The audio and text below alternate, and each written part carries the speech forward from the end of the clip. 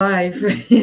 So, still a little bit of wonderful.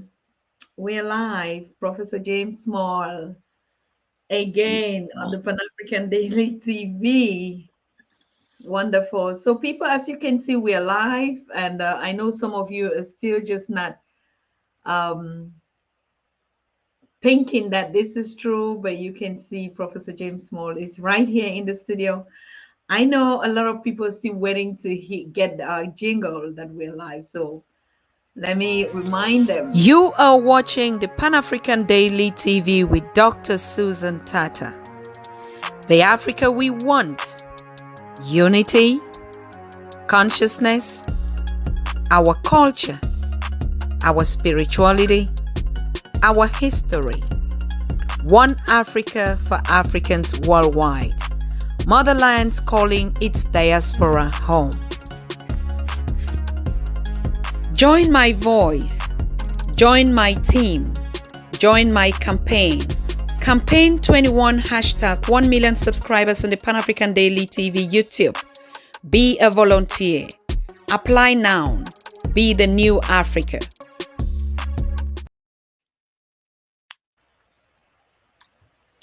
Anyways, I think the jingle, we couldn't get some sound, but can you hear me? You can hear me, Prof, isn't it? Yes, I can. Wonderful. And And I heard the jingle. It was fine. that's fine. But for the sound from my system, I mean, it's a little bit kind of like tripping. I think the internet is, we had very heavy rains down here Yeah. for the past 2 days, and even internet went off and stuff like that. Wow. Okay, the community is connecting. Monica Matamera from South Africa, Zimbabwe. Hi, And we have Monica. Kinyonga from Burundi. And all of you that are connecting, please sign in where you're watching from, because today we want to have a smooth conversation with Professor James Small. Yes, so we've missed him a lot, and most of you are saying it, we've missed him a lot. So today is another opportunity to set eyes. All right, Bill that says I'm watching from Kenya. Thank you for connecting. How are you doing? How are the hustlers doing? The hustlers nation. How's Kenya doing? Muma B says, hey, I'm right here watching from Cameroon, from your ancestors, from your ancestry's land, Professor James Small. Yes. Muma B is watching you from Cameroon. Sabisas is watching from Angola. And Michael is watching from New Jersey. Wow, Vendel is watching from Texas, Dallas, and Stella is watching from Nigeria. So your community has been so anxious. They've been waiting and waiting and waiting.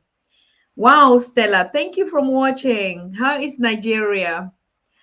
I hope you guys are having a calm time there with the elections out there. We're following. The continent is watching you, Nigeria.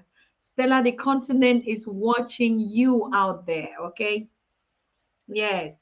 So Lissy, when I say he's watching from Zambia, Cape Town is watching, South Africa, Zambia, Malawi. Wonderful. Thank you all for joining. Please just sign in by telling us where you're watching from, okay? We want to see you. We are not seeing the Zimbabweans in the house. We're not seeing the Malawians. Just one. Zambia is picking up so highly. We have just a few from Cameroon, Nigeria, England. Isaac says, but we are here, UK. The diaspora and the community in UK is watching. And wow, Cyprus say, I'm also watching from Finland. So the people of Finland, the community in Finland is represented. Josephat says, I'm watching from Zambia. Zambia, you're topping the league today on Pan African Daily. It's as if everybody, all the Zambians are so keen on Prof.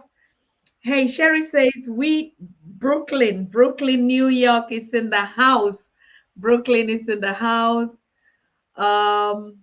Wow, Houston, Texas is watching. Please, hey, slow down, slow down, slow down. Cape Town is highly connected. Oh, wow. Cape Town is in the place, Bruno. I salute you, greet you, all of you. Yes, Cape Town is topping. Cape Town is topping the league, Baba Smalls. I mean, Zambia, I think, is in first Mm. position. Cape Town, Namibia also is coming up. Angola, Nigeria, Cameroon, Mm. Belgium. Belgium says we are also on the top league now. And South Sudan. South Sudan say, hey, we are also represented. Joanne back in the house, Lisoga, and Manchester, UK, Zambia as well. Oh my God. It seems as if NS Parker, where you watching from? Sign in your community. Sign in on behalf of your community. One person representing the community is already enough. Lesotho, thank you, thank you, thank you. Lesotho is in the house. Yes. Melvin, Malawi, Texas again, Shelby, Texas, Brooklyn in the house. Wow, wow, wow, wow, wow. Yeah, we want to see you represent your community here because when we say Pan African Daily TV connects the continent and its diaspora, some people actually don't believe us. Harare, Amen. Zimbabwe, DRC Congo, Eswatini is in the house. Please sign up your community. Sign up your community. Connecticut, Connecticut. Sister Elizabeth says, hey, we are also in Canada, Philadelphia, Malawi.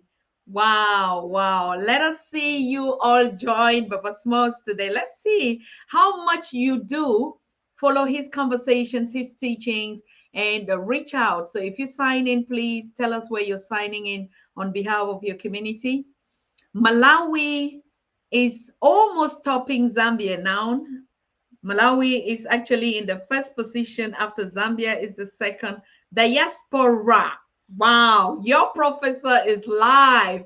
Please, diaspora, please, diaspora, please, diaspora, please, diaspora. The continent cannot be shutting us down, right?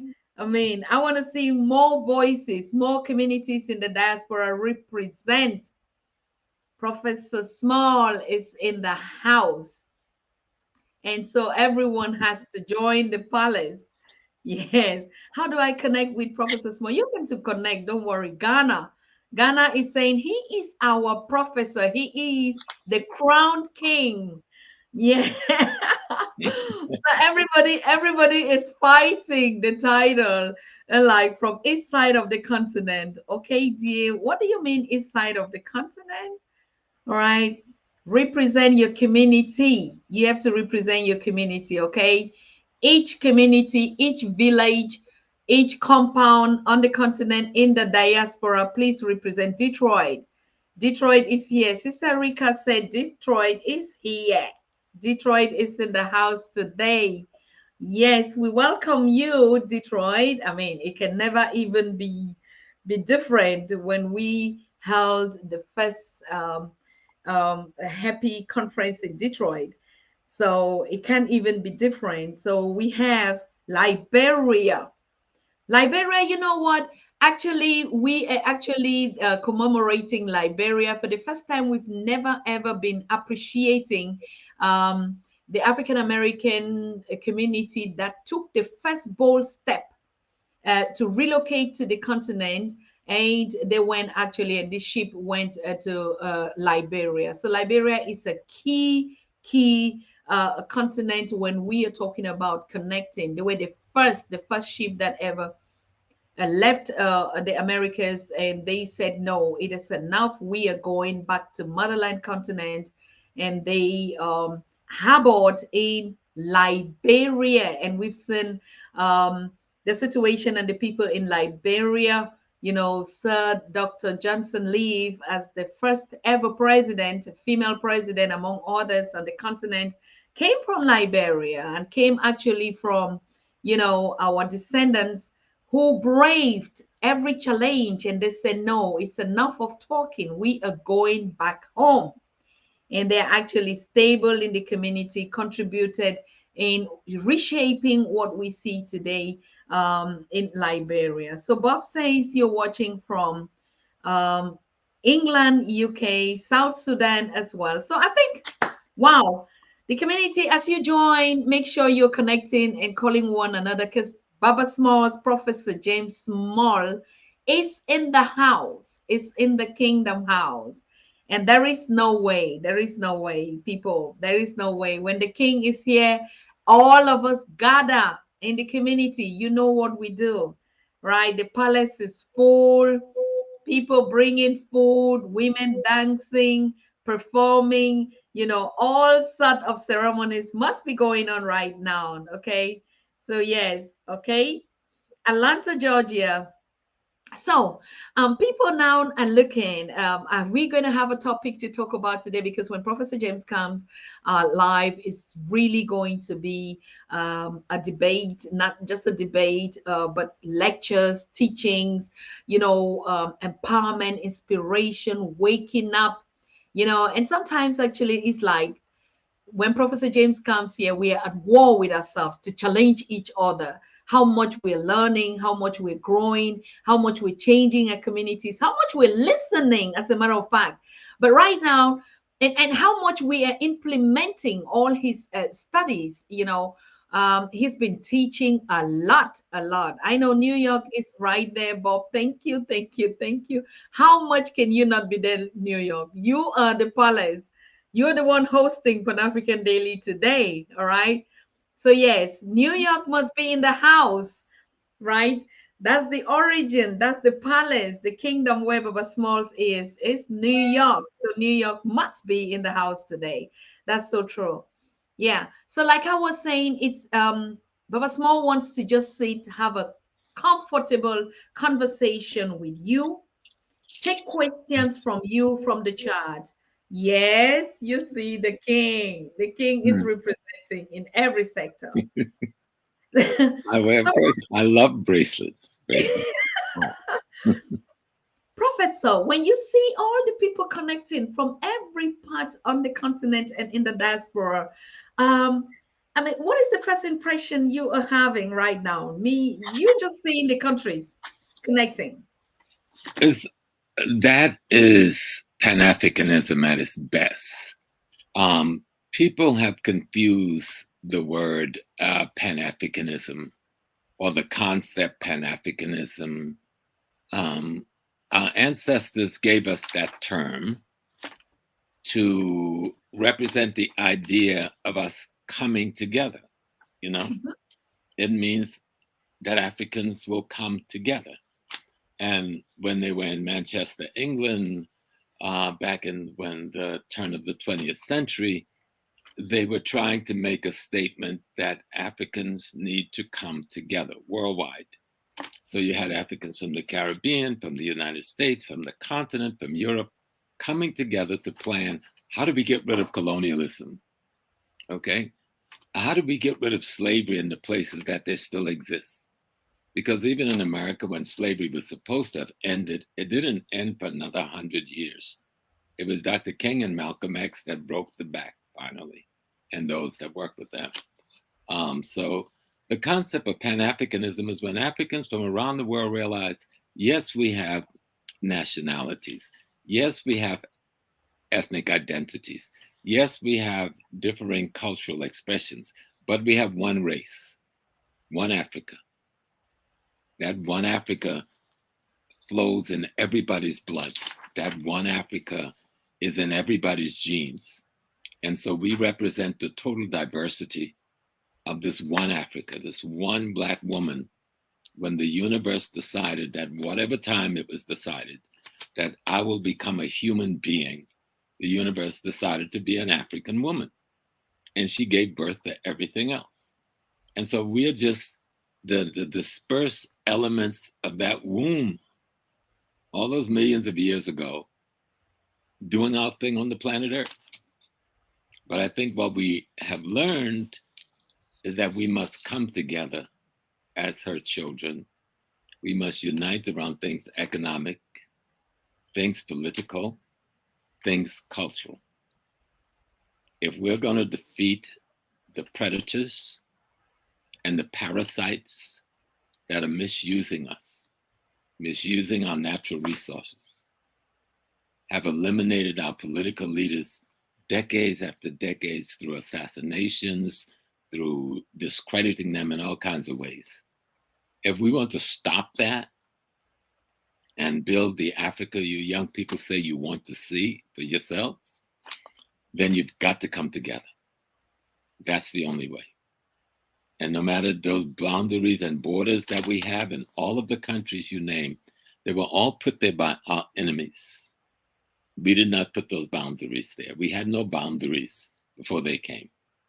Our boundaries was discussions over whose goat's gonna eat this grass, whose cattle's gonna that grass, whose farm is going to be on this hill, and we sit down, palaver, work it out. Hey, and everybody went and survived. Somebody came and put up borders on maps and built fences and put guns to guard them and disrupted our whole world. Well, we're going to cross those borders as though they're not there. And that's what, Pan-African Daily Television represents. It gives us an opportunity to remove the borders, that there's just one Africa, no matter what language we speak, what type of clothing we wear, what nature of dancing we do, how we tell our story through drama. We're still talking about the fundamental principles of one Africa that comes from the laws of the universe and the laws of nature as our ancestors discovered and had explained them and have left them in traditions for us. And so either we're going to really be African, so we have to just leave this African thing alone, go to Europe, go to Asia, and become a counterfeit copy of them.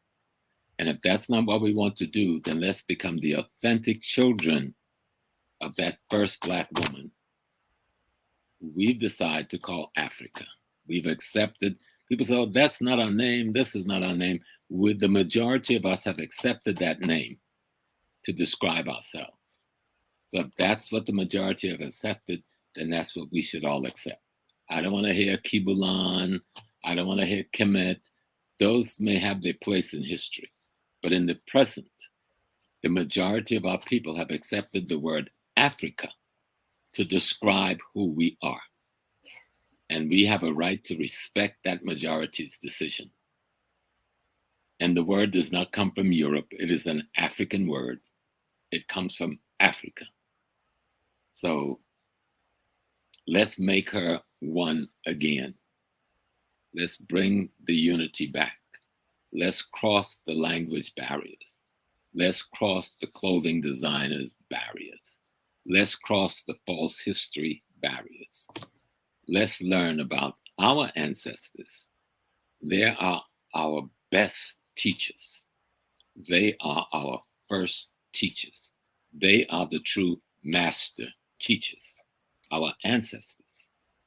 Let's study them and respect them because they live in each one of us.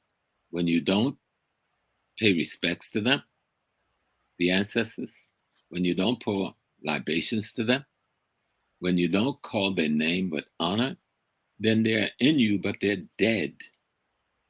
So if you want them to live in you, so you can bring them out of yourself into the environment, you've got to pour libations for them. You've got to call their names. You've got to study their history so you can develop their memory as your memory. The only reason the enemy have us down is because we're admiring and adoring his ancestors. We're following the laws that his ancestors said. We are following the cultural trends and value system of his ancestors. I don't want his ancestors. I like to constantly go back to Black.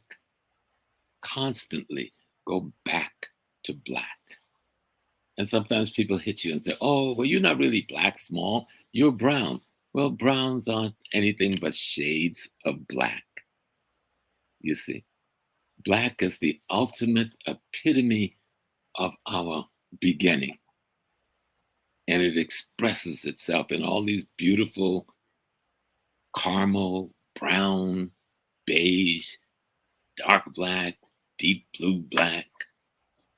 But the essence of Africa and her blackness is the context of our consciousness, which results from our cultures. And our cultures aren't just dancing. It isn't just the clothing. It isn't just the ritual. Our culture is the laws of nature that the dancing is trying to explain to us, that the rituals is trying to explain to us, the laws of cosmology, the laws of ecology, how it works, and how we should partner with it, you know, so we can create our one Africa. I don't care what the Chinese does. God bless the Chinese. Go to China, do China. But in Africa, we go back to black. We do Africa. And if you come in Africa, you will do Africa, or you should leave Africa. You don't come and build your kingdom in my land. My kingdom exists already. But we need to know the essence of our kingdom. We need to understand the identity of the African kingdom. And you can only get that from studying your history, not their version of your history as told by your ancestors. And we haven't lost our history. It is in the head of the old griots and drummers and keepers of the history in every village in Africa. Yes. We need to go sit at their feet and say, oh man, tell me about the last 1,000 years. Tell me what you know. Oh lady, tell me what you know. I got a tape recorder, a new machine for you. Let me record what you know. All of the millions of elders in our villages just waiting for us to come and say, tell me our story. Tell me what our great mama, our great fathers would like for us to know in order for us to create out of ourselves the best of themselves. That's the war you're in. We got money. It doesn't make any difference. We got billions of dollars, trillions we spend in America. Last year we spent 1.8 trillion. Does it look like we spent 1.8 trillion? Until we become one Africa, until Africa explains to us how we are supposed to see the world, form a world view based on a body of knowledge that was given to us by those who genes make us up, those who gave birth to us out of themselves. We call them ancestors. In one way, scientifically, it's clear we are the same beings going forward. Okay? There is no dead in African culture. We are the same beings going forward. And so we are the ancestors, but they can only live as us if we study them. Then we wake up the memory that is them, that is embedded in the DNA that is us. We used to have a way to do that through dancing, through drumming, through our language, through rituals, through ceremonies. But the enemy has disrupted that across the continent. But some of it still exists in pockets in every country. And we need to go to the villages, take a weekend, go to the village, take the damn shoes off your feet. And given our weather, take the shirt off your back and walk around and talk to the elders. They're just waiting for you to tell them you love them enough to want to know them. And they will tell you things you could never have imagined about how you are going to be able to reconstruct yourself, recreate yourself, rebirth yourself as an African being again. And that rebirthing, right now, you young people, y'all are all pregnant, but you don't know how to give birth to what you got in your psychic bellies because you don't have the history. Your history is the thing that's going to open the vagina, open the doors to the womb and let the new you come out. And so we got work to do. We got study. I know this is a long introduction, but I've been away for a minute. But we have to be serious about going back to Black. And that means going back to the ancestors and says, oh, you who lived so long before me, what is it I need to know? So the parasites will no longer be in my environment. So I'm no longer a saprophyte for every little predator that comes along. Show me how to be the African that was imitating God and the universe itself before we met these other people. So we can cleanse ourselves of their filth, cleanse ourselves of their disease culture, cleanse ourselves of their infection of our consciousness, and restore the integrity that the universe and the divine itself intended to be the African personality. That's what we have to give birth to. And the baby is already in your bellies, the bellies of your consciousness, of your mind, but you must know your history in order to release them, to give birth to them.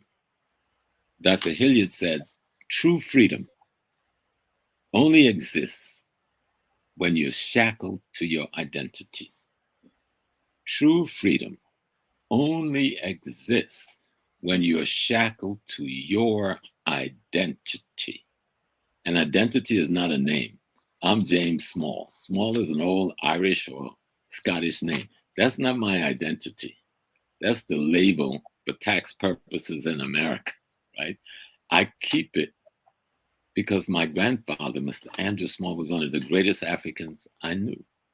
My grandmother, who was a traditional priestess, we call them root woman, Susan Pigeon Small, was one of the greatest African women I knew. I grew up in African village with them. Now, my children, I give them African names so that they don't have to carry this. We are trying to work out how we will dissolve the small. Now, I have continental name. If I'm in Ghana, which is my home country, my spiritual ancestral birth country is Sierra Leone. My great-grandmother comes from Sierra Leone. So I'm a Mendi man. And I've yet to get to Sierra Leone. But Ghana adopted me. So in Ghana, I'm Nana Kofi Ampansa, the second of the Ogogo stool in the Ashanti region. And I like that. My Omanhen, Nana, who was one of the finest lawyers in Ghana, his name is Gwoku Sapang, a tough man. Most people in Ghana was afraid of him. He was an attorney general, district attorney, lawyer, tough king. He's still the king of Ogogo. And he's in now. Nana must be close to 90 now. He survived something like about 4 or 5 strokes, and he's still strong, coherent, and talking. Because that African juju, when you got it right, it keeps you focused. We have a culture. We have a history. It is the most beautiful history in the world. There's no other people in the universe that can refer to what we can refer to as being the most divine construct of how human behavior should take place. That's African culture. Our enemy have convinced us to throw it to the trash. And then he's in our trash can trying to find all of it that he can to go home and innovate on it and build himself a better society. While we're lost in the dust of his misconstructed cultural concepts. So this is about coming back to one Africa. Even I in my youth was ignorant. I'm not saying anybody out there listening to me that I'm so much bigger. There was a time I didn't have a clue that there was even a place called Africa. But I learned earlier than most because at 16, 17, my grandmother taught me about Africa. But we lived in the country in South Carolina. We didn't even have a map. We just had the word. And as I grew later, I would go more, see more, and then travel to so many places in Africa. Someone told me, I got a call yesterday from a former ambassador friend of mine who was also my professor at City University. And he says, I've got good news for you. I says, Dr. Perez, what's the good news? He says, your old friend just became the ambassador from our country to America. That country is Uganda, who just sent a woman ambassador to the United States, a young lady who I worked with when she worked in the embassy of Uganda. So to hear a story like that is beautiful. So I can't wait to send a letter of congratulations to Washington to my sister. And hopefully one day I can go down to Washington and have lunch with her. Africa's alive and well. Africa is growing forward, but you are the heart. You, the young people, you're the heart of Africa. You're the kidneys of Africa. You're the lung of Africa. But you can't bring the European lung and try to transplant it in Africa. It's not going to work. You can't bring the European heart and try to transplant it in Africa. That's not working. You say, oh, but I'm over there and they're doing so well. Yes, they're doing well because they're robbing you. Stop the robbery. No one is giving you aid. We're giving aid to the Western world. For every $1 they give us, we give them $500,000. So who's aiding who? So let people stop playing with us. Let's take our Africa back with our minds, the minds that we'll form because we're going to look back with Sankofa. Sankofa. Remember, Sankofa, the bird, is looking backwards, but it's still walking forward. And it has an egg in its mouth. The egg is the future. It looks back, carrying that egg, which is the future, while it's walking forward. And the egg, it has to hold it just right. And that's what your responsibility is as young people. You have to hold it just right. Because if you hold it too tight, you crush the egg. You kill your future. If you hold it too loose, you drop the egg and it falls to the ground and breaks. You kill your future. But if you hold it just right, and the way to hold it just right is to be informed and to be instructed by your ancestors, their culture, their traditions, their values, and their beliefs before we met the other people. If you do that, you will never drop the egg. And that future, the Africa you said you want to see, you'll be able to build it. And no one in the world with all the atomic bombs or whatever can stop you. Because who are they going to drop the atomic bomb on? If they drop it on themselves. It's such a silly game that little children play with deadly weapons. Instead of coming and working with us, it says, oh, you have a product that I want. I have some technology that you want. So I will share my technology with you to build your infrastructure society and your industry, and you will share your product with me to continue growing and building mine. But instead, they come with a gun in one hand, a religious book in the other, and a lie on their tongue. Now they got the internet and the movies and others to confuse and mislead for the purpose of stealing and to act as predators. But we don't need thieves or predators anymore telling us how to go to black. Only our ancestors can tell us to go to black. And that term, going to black, is used in the theater. I used to manage a theater. I've done a lot of stuff in my lifetime. And for 16 years, I managed the 400-seat theater at the City College. It's called the Aronow. And my theater was the only ununion theater in New York. Because if I'd unionized it, they would have pushed the black technicians out and bring in only the whites. And I thought that's so unfair that you're not giving us a chance to learn the craft of how to technically run a theater. So I kept my theater against all odds ununionized for 16 years. And when something I learned from the actors, when they were on stage and they were doing a play or a skit or something, and something went wrong, somebody forgot their lines or something went wrong with costume, Well, to get it right, they would turn off all the lights. It means go to black. So if you want to get things right when they go wrong, you go to black and then you come back, right? Once black has allowed you to get it right. Well, we need to go to black to get the concept of one Africa right.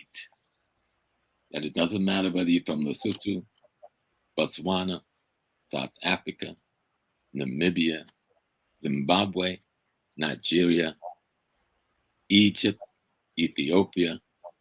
The only difference is geographical location. Everything else about you is really the same. One may say, oh, I'm a little more light skinned than that one. Oh, I'm a little more dark skinned than that one. Well, my hair is this texture or this texture. Our enemy has made it very clear with how we are treated in all these places. You are the same. And you ought to recognize that your ancestors produced every variation of color in the world. You didn't have to go have sex with nobody to be brown or beige or whatever. We produced the very yellow that's out there now giving us a headache from Asia. We produced the very white that is in Europe giving us a headache. We are the creator that followed creation, that first Black woman. That's your history. It's not mythology. It is scientific. Tell somebody to unprove it. The fact that you are indeed your ancestors is a scientific fact.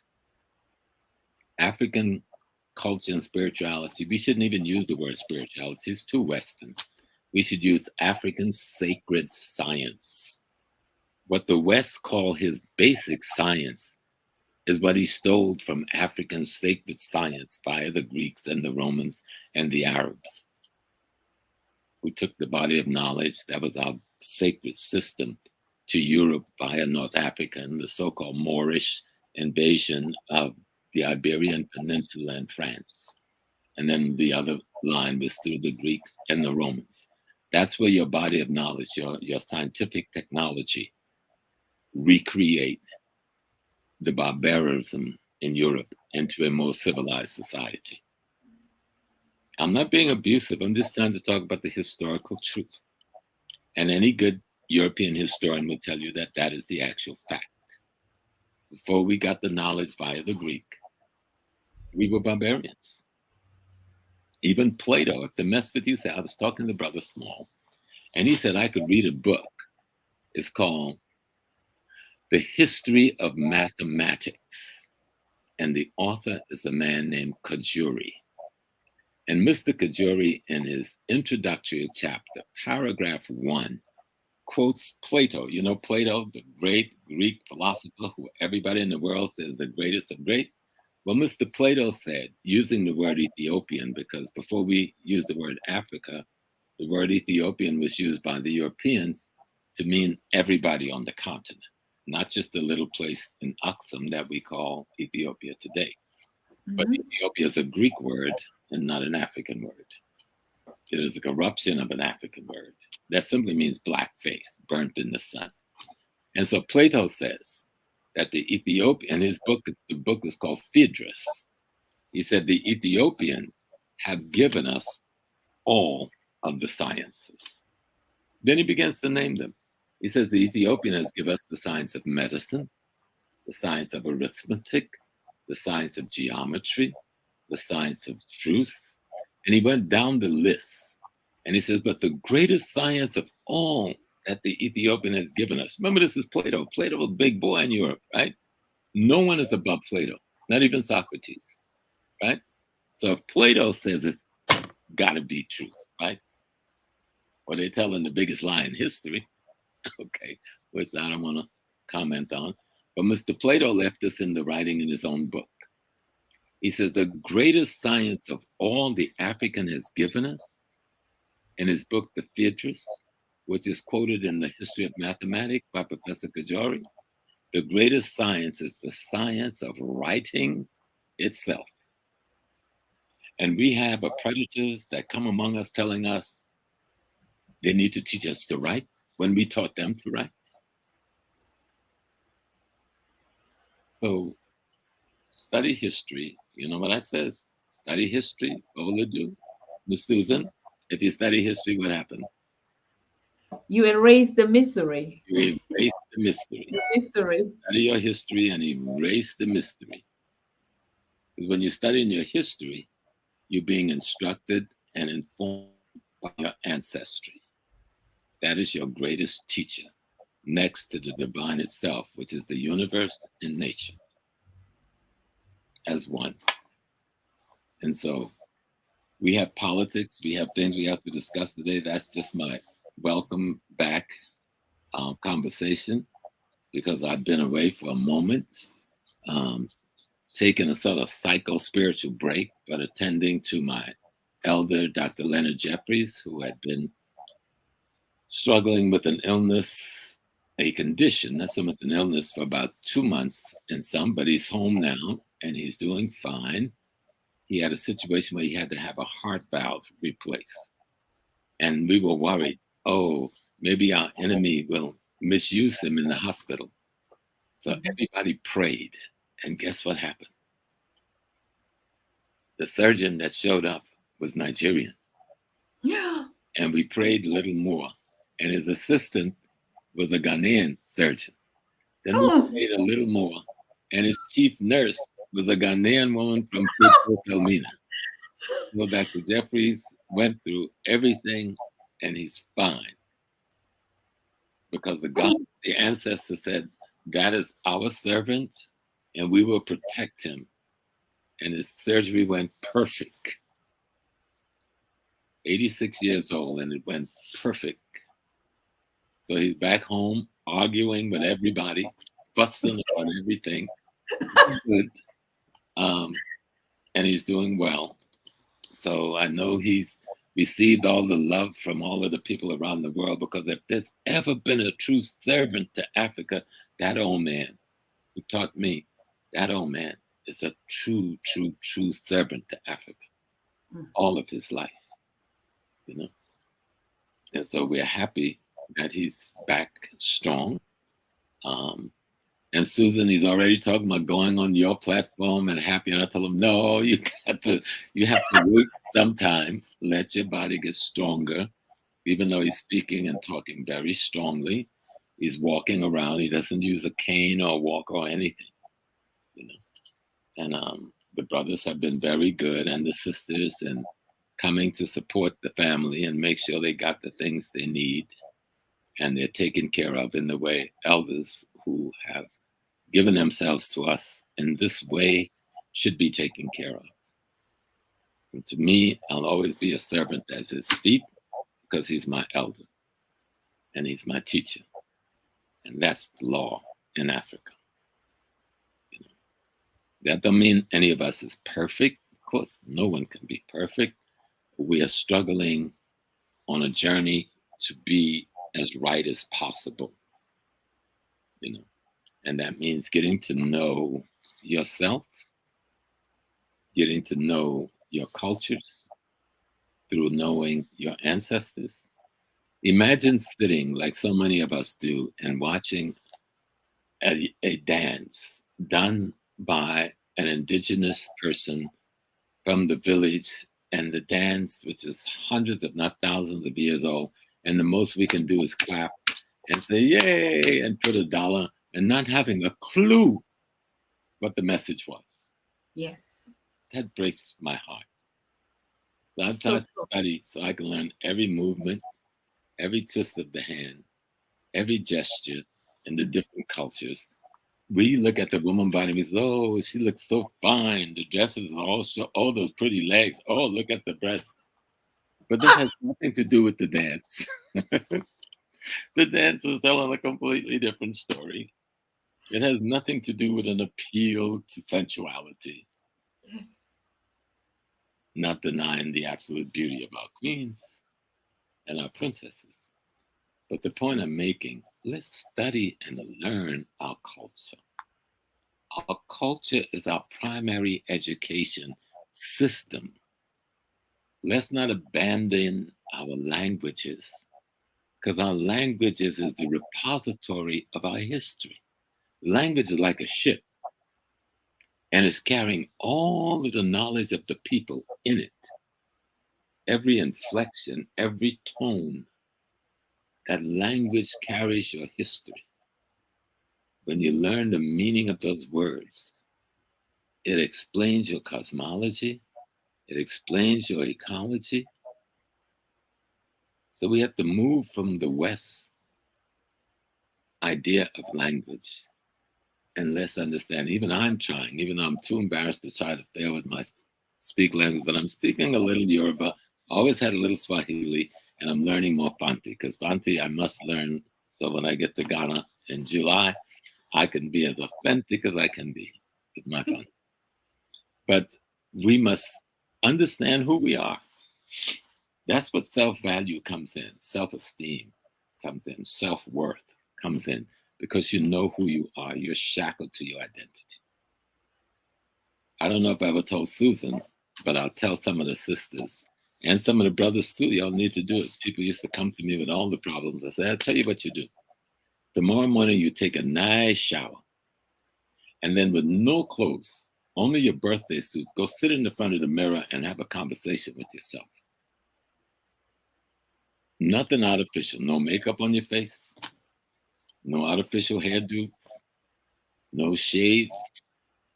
Just look at what God created. That's God's perfection. And ask yourself the most fundamental question: have I shown appreciation for what God gave to me as me? Just as the starting point, to have a conversation with yourself. And every morning, spend a few minutes in that environment having a conversation with yourself about yourself. Because we have been forced through all kinds of things to be in a space where we're protecting the very ideas that is destroying us. So when you have that conversation with yourself, what about you that needs to be changed? What about you that needs to be given birth to again? And then seek the knowledge of the ancestors to figure out how to rebirth yourself into this new Africa that will recognize there's only one Africa. And I know some of my brothers and sisters from America is listening from the Foundation of Black American. You've got the wrong idea about yourself as a human being. You have a right to label yourself anything you want. You have a right to define yourself. Every people have that right based on your historical experience.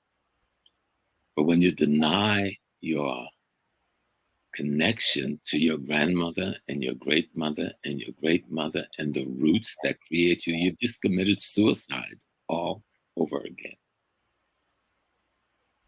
How can you say, I'm an indigenous Black man, and then deny your Africanity? How foolish is that? That tells me my babies are lost. That tells me my babies are damaged. And then I have a responsibility not to condemn you. I have a responsibility to come and teach and train you. Because love isn't about taking sides in the family.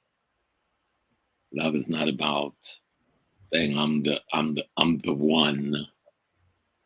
Someone sent something to me last night and says, you're not the one, you're just next. You know? You're just next. Okay? These young people need our guidance. If they didn't get it right, let's help them get it right, because they were trying to get it right. Mm-hmm. They're tired of being hurt, but they've got the wrong targets of the pain. They think our brothers and sisters who have immigrated recently are the cause of their pains in the job market and in the universities and other things. That's not true. That's what the enemy wants you to think. And our brothers and sisters who are recent immigrants to America, you have to have more sensitivity for your brothers and sisters who have been under 400 years of genocidal warfare against the European community in America. So true. Because that's a very powerful community. If it turns against you, you're going to be in real trouble. Mm. But if it turns against you, it's also turning against itself, So they'll be in real trouble. So how do we have a better dialogue? History. History will erase the mystery. You're confused about where you come from? Study history. Do your own research. You don't have to read my book or no one else's book. Do your own research. All roads lead to Southern Africa. When it comes to humanity, all roads lead to Southern Africa. Even if we go back at the time when all the continent was together, that position we call South Africa, that's where it all began. Not necessarily the nation of South Africa, but Southern Africa. And then we emanated out into the rest of the world. Now, every one of our people have a Genesis story, you know. And Genesis stories are the stories that the founders of any nation have to explain to its people how we arrived in this place and start to build our clan, you know, that has grown into a great nation today. But it all comes from studying life history and loving ourselves. I love Susan Tata. So someone will hear me say that and go like, oh, there's some, that Brother Small and Sister Tata. I love Susan Tata, and I have worked with you for almost 2 years. And we only got to meet for the first time in February of 23.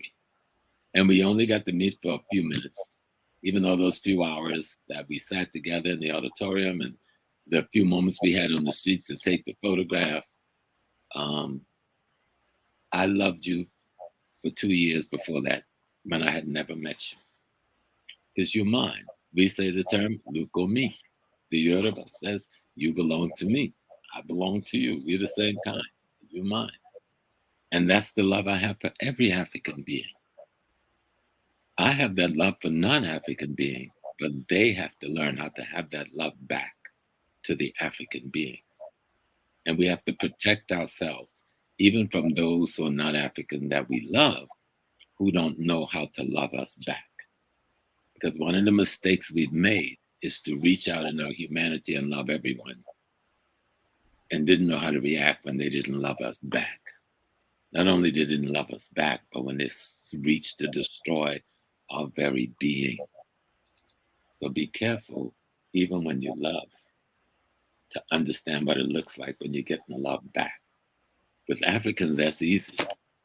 I can love Susan Tata and never see her again and love her to her core. Just like I love everybody that's on here. I'm not a movie star. I'm not an actor. I'm not a celebrity or nothing. I'm a black man. My wife is sitting downstairs. We've been together for 53 years since we were virtually kids, right? I got a bunch of children living across 2 blocks away. My baby girl and her husband and their children. And then 10 minutes that way, I got my oldest boy and his wife. And then 45 minutes that way, I got my youngest son and his children. And then if I go upstate, another hour, I got Maddie and her baby, my oldest girl. And then downtown Manhattan, which is another other drive, I got Onika, my second oldest. And so these are my foundational world. They're family. I make sure that not a single week go by that I do not speak to these children or they do not speak to me. But some of them, like Akhenaten, he may call me twice a day. I said, oh Lord, why is this child calling his father? But thank God he called. Every day my baby will call his father. He called already today, and I told him I'm coming on Susan's show. The point I'm making is that we got to genuinely learn how to love. Yes. And you learn how to love someone else if you genuinely learn how to love yourself. If you can love you, then you know how to love someone else. But if I look at you and I see the way you handle yourself, the way you speak, the way you dress, that you don't love you, there's no way you can convince me that through admiration, attachment, or adoring or anything, that you can love me. Mm-mm. But because we haven't gotten that right, we haven't got the self-love right, because we haven't got the return back to authentic culture right, and we haven't been informed and instructed by our authentic ancestral history appropriately, We confuse what love is and what relationship is and what friendship is, etc., etc., etc. And it's causing us so much pain at the most basic level, at the most basic level. And so you got to bring it back to black. When you come back to black, you got to listen to the ancestors. You got to say, how did y'all do this? How did y'all see this? It's in the stories. It is in the folklore. It's in the language. It's in the books they've left us. It's in the carving. We see the carving of the statue in the village, and it's just a carving now because we got a white mind. So we see a carving. But do we understand what every curvature and every line on the face that carving is talking to us? Can we read the language of the carver? Can we listen to the drum and hear the heart and the soul of the drummer? There was this man, this brother, Nyangora, Dr. Nyangora Bura, Bura, Bura. He's from Cape, Ivory Coast. He was a professor at the university there. And he wrote a lot of books, but the one that I love most is the one on drumology, on what the drum is really about. And he tells the story, and I've heard him tell it to me verbally when I sat in his living room many years ago before he became an ancestor. That when a child is born into the family of drummers, once that baby has been identified before the outdooring, we don't, in Africa, when we're being authentic, in Africa, we don't take a child out or invite people to see the baby until after maybe 7 or 8 days or more, because the elders and the priests have to get together and see who is this that have returned. What is the mission they have returned to fulfill? Then that determines what name the child gets. And when these things are made clear, then the child is outdoored, introduced to the community. So in the case when the child has come back to be a drummer, usually from a family of drummers, that child from the very beginning will be taught, will listen to drum rhythms. And when the child is old enough, he will go in the forest and he will be introduced to a young tree. That tree, when the child grows up and the tree grows up, will be the tree from which the child will make his drum. But the child and the tree will build a relationship between the two of them spiritually over decades. And the child will also be introduced into the forest to a young monkey. And that young monkey was a baby. He will have a relationship and friendship with that young monkey as it grows into adults, because one day he'll have to sacrifice that young monkey to use his skin on the drum that he made from the tree. So the three of them are together in life from its beginning. And this may not make sense to Europeans, but it obviously made sense to our ancestors. And that drum, this is not for any drum, because there are drums for different things. This is for the drums that are the talking drums, the drums that are the tape recording of our history. These drums will learn the rhythm of the language that can be played so that the history, the memory can be restored as rhythms. You understand what I'm saying? No, we lost our history. Our history is not lost. We just need to get back in the culture and find it. But the ancestors stored it. But we rejected because of imperialism, colonialism, and slavery. We've been and their religions, Christianity and Islam and whatever, the Buddhism, whatever, that wasn't manufactured in our house. It may be good for others, but they weren't manufactured in our house. And so we forgot this little story I'm telling you about the drum and the little boy and the little tree and the little monkey. That boy would not play drum publicly until he's in his 40. And it is in that age range when he will cut his tree, carve his drum, sacrifice his friend to use that skin to record the history of our people in rhythms and vibrations of drum beats. And those recordings have been going on for longer than we can measure. So our history is not lost. It's in the rhythm of the drums, of the masters of the talking drum. And no one drummer can do the whole thing. Each have a certain amount of years that they must master. And there's a harsh penalty for changing one note.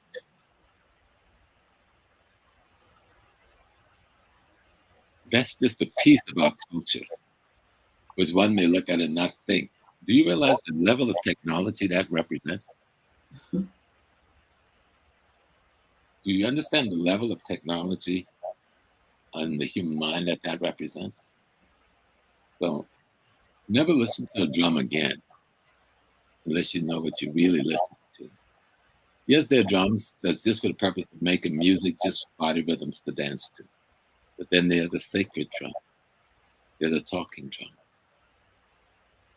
If you go to Ghana, for instance, the King of Kings of the Ashanti, Asante Henny, and he comes out to the great stadium to hold a great Durbar because the golden stool, which contains the soul and the spirit of the Asante nation, is coming out that day. And the golden stool have its own eloquent. It has its own guards. It has its own music. It has its own drummers. It has its own priest that precedes him and clear the way. You've got to see the spectacle to understand the beauty of our culture at its deepest level. And then you hear the drums actually speaking Twi. All right. If you speak Twi, you understand exactly what the drums are saying. It speaks the language because it vibrates at the same rhythm of the vocal cord of the Twi speaker. Talking about scientific and technology, we need to delve into our deep culture. Or you can go to the Achim. They do it with the horn of a buffalo. They play that horn with the right tones and pitches that anyone that speaks the language of the Achim people can hear the language coming from the horn. Talk about technology. You didn't lose your culture, people. You didn't lose your history. The ancestors have left it there for us to come and rediscover. We need to go back to the village, take our fancy telephone with all the recording devices on it, take our fancy tape recorders, and talk to the masters. The masters are those old women and men who are still holding your culture, waiting for you to come back home and get it. So, but we haven't even talked about what's going on, Susan, contemporary in the world today. I know we had an election in Nigeria. How has that election turned out? Who's the president? I know the Americans is congratulating someone. I never trust anybody they congratulate. But the election in Nigeria, I think, shocked the world because the world was talking about all of this violence and that was going to happen in one of the largest democracies in the world. And yes, they had some conflicts because you got all kinds of outside people got their hands in our business. But they had an election which seems to have come out fairly well. There's one young man, Paul, I think, is disputing, and he has the right to do that. But we've seen a transition of government in Nigeria taking place. And we hope that they can finish the process of validating the elections so Nigeria can move forward. They've been through a very difficult time with the Fulani crisis in the Northeast over the last few decades, and particularly in the last few years. It has gotten so critical. Oh, Tinubu, yes, won the election. Congratulations. It has gotten so difficult that even the Yorubas were talking about starting their own Yoruba state because the situation is so tenuous. But I think a new government that can redirect the energy of that great nation and harness the wealth of that great nation should be able to bring to an end the conflict that the British built in, and the British did this deliberately when they put the Muslim population in the north and the Christian population in the south, and then made Mhm. had the Muslim population controlling the military, and you had the Igbo Christian population controlling the trade and commerce, and then you had the Yorubas caught up in the middle of that.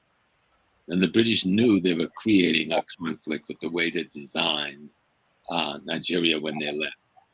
And we have not been able to pull it together because whenever we got a good president, they would assassinate them. They assassinated Muhammad, who might have been able to pull this thing together. They assassinated Abiola. You know, they put their own mess in power and had to kill some of their own backwards people. But I hope that the people of Nigeria have learned, and I think they've learned very well. And this election proves how well Nigeria have learned to tell the imperialists to keep your hands out of our business. Let us take care of our own business, and we will do well for ourselves when we take care of our business. So we pray for Nigeria that they're able to get through. The process isn't over yet. I think you got the governor's elections coming up, but many of the other offices were the parliament was already done. And so, and all of the candidates seem to have polled well in all of the areas from what I could study, which showed that people came out and made their choices the way they were and were unafraid to do it. So we wish Nigeria well, and we hope that Nigeria are able to get through the rest of this process over the next month so that they can seat their government and begin to take up the responsibility of getting the currency back where it needs to be. Because right now, here we got the poor countries in Europe who have no asset, no raw materials, setting the strength of the currency in Africa where we have all the raw materials. It don't make no sense. We have to tell them we can back our currency with gold. We can back it with platinum. We can back it with oil. We can back it with cobalt and on and on. What do you back your colored papers, as the sister called it, with? Ink? And the things that made your ink, you probably took from Africa also to make your ink. So please, leave us alone.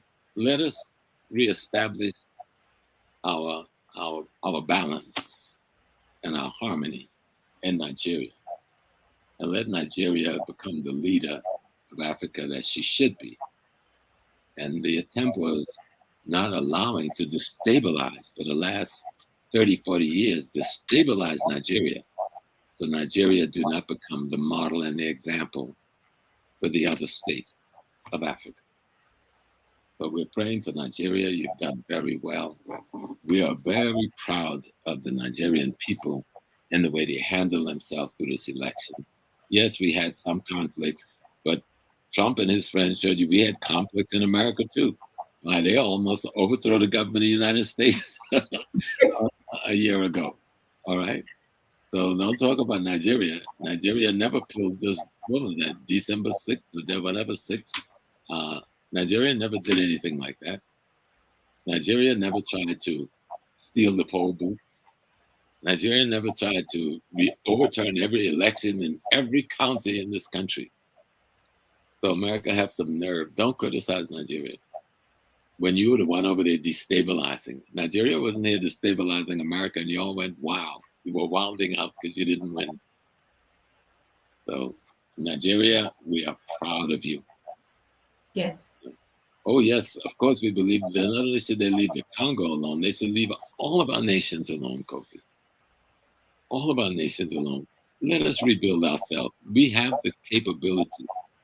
We have the youth with the knowledge, with the understanding. We have the elders with the technology and skills to transfer. We've got all the resources any country in the world needs. And so we just have to tell these people, keep your intelligence apparatus home. Keep your mercenaries at home. Keep your poisonous pharmaceutical products at home. If you really wanted to do business with us, let's sit down at the table like two human beings. And let's work out what's equitable for you and what's equitable for us so that we both left in safety and no disruption. And that could be done if the greedy ones will stop being greedies, if the thieves will stop being thieves. And if they don't, then we must learn how to punish them. And I will not give any instructions on how punishment should go. But we have the strength to learn how to punish our enemies when we get ready. We are Mm-hmm. so humane, we didn't want to do these things. But we have to save the world for our children. So we will have to make some decisions that may be hard ones to make. That even with our minds, you think we have juju and you think it's something to play with. But if our sacred science is used appropriately without fear, dying, we won't have any enemies. But they'll know the consequences will be too much. But you have to believe in yourself and know yourself and understand yourself. It's like your beautiful home, Sister Susan Cameron. The conflicts between the French this and the English this and the we know, you know, and I know that Cameroon have powers it has never used, like most African nations. But I say now we have to turn back and we have to learn about the powers we've never used. And we have to tell our ancestors, we know you didn't use them because your humanity was too great, but maybe you need to give us permission just to use a little bit of them to tell our enemy to back up a little bit and give me enough space to build my own space, my own place. And I'm not talking about mysteries. Something is only a mystery if you don't know it. Something is not a mystery once you know it. Science didn't have its birth in Europe. Science had its birth in the minds of the first African. And that sacred science of ours that we've allowed to lay dormant. You young people need to go and study at the feet of the priestess. Don't get confused because you don't understand what a sacrifice is. Study about energy and what energy is released from every human being. Even in my voice, I'm released an energy. And I could change the intensity of this energy too and release different kinds of energy. So when we go to our culture, we go to our village, we look at our agriculture. We didn't need anybody to teach us agricultural science. Now they come with their poisonous fertilizers and all these other things. We don't need that in Africa. We don't need to kill the earth to use the earth. We know how to crop rotate, to let the earth get its nitrogen back while we move crops around. We know how to use the waste products from the very plant themselves to fertilize the new plants. So we need to take another approach to how we understand our realities. Technology is beautiful if it's not suicidal. But we can't just look for technology as from the West because it seems to work. If you think the food technology in America really works, go look at the American hospitals. They're full of people that's sick because of the way we eat and what we eat. But nobody will say that straight out. Most of the illness in America can be traced to the dinner table. Yet somebody's making money off of the agriculture and somebody's making money off the pharmaceuticals who's taking care of ones the agriculture makes sick. And somebody's made money off the hospital which house you when you get sick, and on and on and on. Africa does not have to take that path,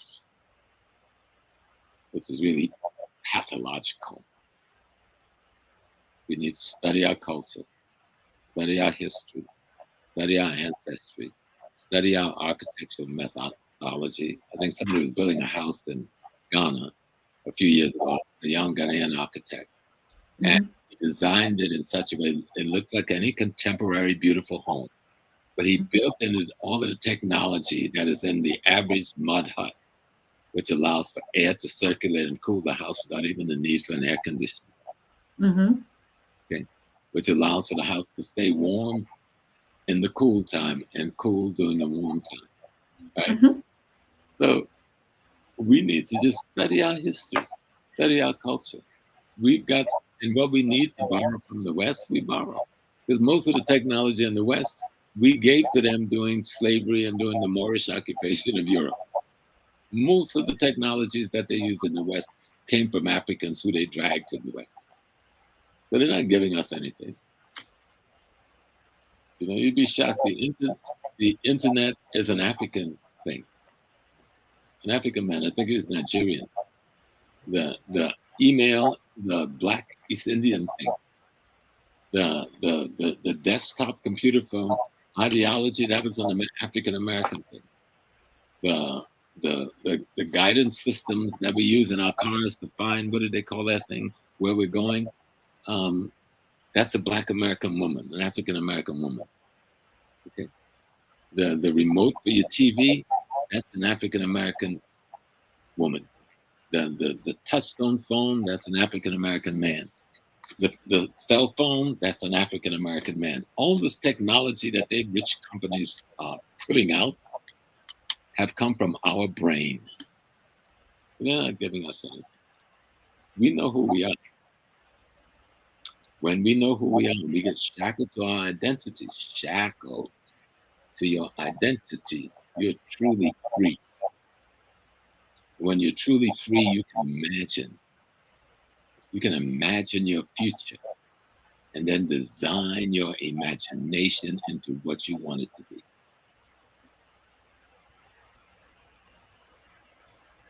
But I came to hang out with Sister Susan, and she's not saying anything. She's just, Baba, how can I say something when you are in the place? When the king is there, we just sit and listen. Of course, it's been a while. Like I said, people, we've missed you. We've missed this connection, this teaching, this romance, everything about it. We actually missed it for a while. And I really want to congratulate the thousands that are watching. I'm telling you, this is incredible. I mean, on all our platforms from the back office, we are more than 600 watching from the different sources. For a and long time, we've never actually had this kind of a gathering where everybody is coming together just to listen to you. So we truly, truly it's about Pan appreciate Africanism, one Africa. this. We don't have to, if I'm a Shona person, I don't have to stop speaking my Shona language, or dancing my Shona dance, or remember my Shona ancestry, to love my Yoruba brother and sister, to respect her Yoruba dance, to respect her Yoruba language. We're one family that has this extraordinary variety of how we express ourselves as human beings. Mm, And the one thing we have in common in the African cultures, or cultural expressions, there's only one culture. The culture is the laws and rules that govern your beingness. mm, And so that culture, the rules that tell us how to be human, is common to all African cultural expression. We have different ways to explain it, but we're all explaining the same thing: how to be human and how to be in harmony with nature, how to be in balance with the universe, how to be at peace with other people. That's African culture. yes. Okay? And Mm, we have to build institutions now that reflects this and get rid of the institutions of the colonialists and the mm, imperialists and build new institutions, educational institutions, corporate institutions, banking institutions that reflect this. Sister says Ubuntu. That is our common word. Yes. We have to study and understand how to implement Ubuntu, the oneness of Africa, in practice. We can't just talk about this oneness. We've got to practice it. And maybe none of us will perfect it, even our family. Like I said, me and Carol have been together 50 something years. We still working out the crises that comes from the mimetic infection of the enemy's culture and value system. We're still washing it out of our system.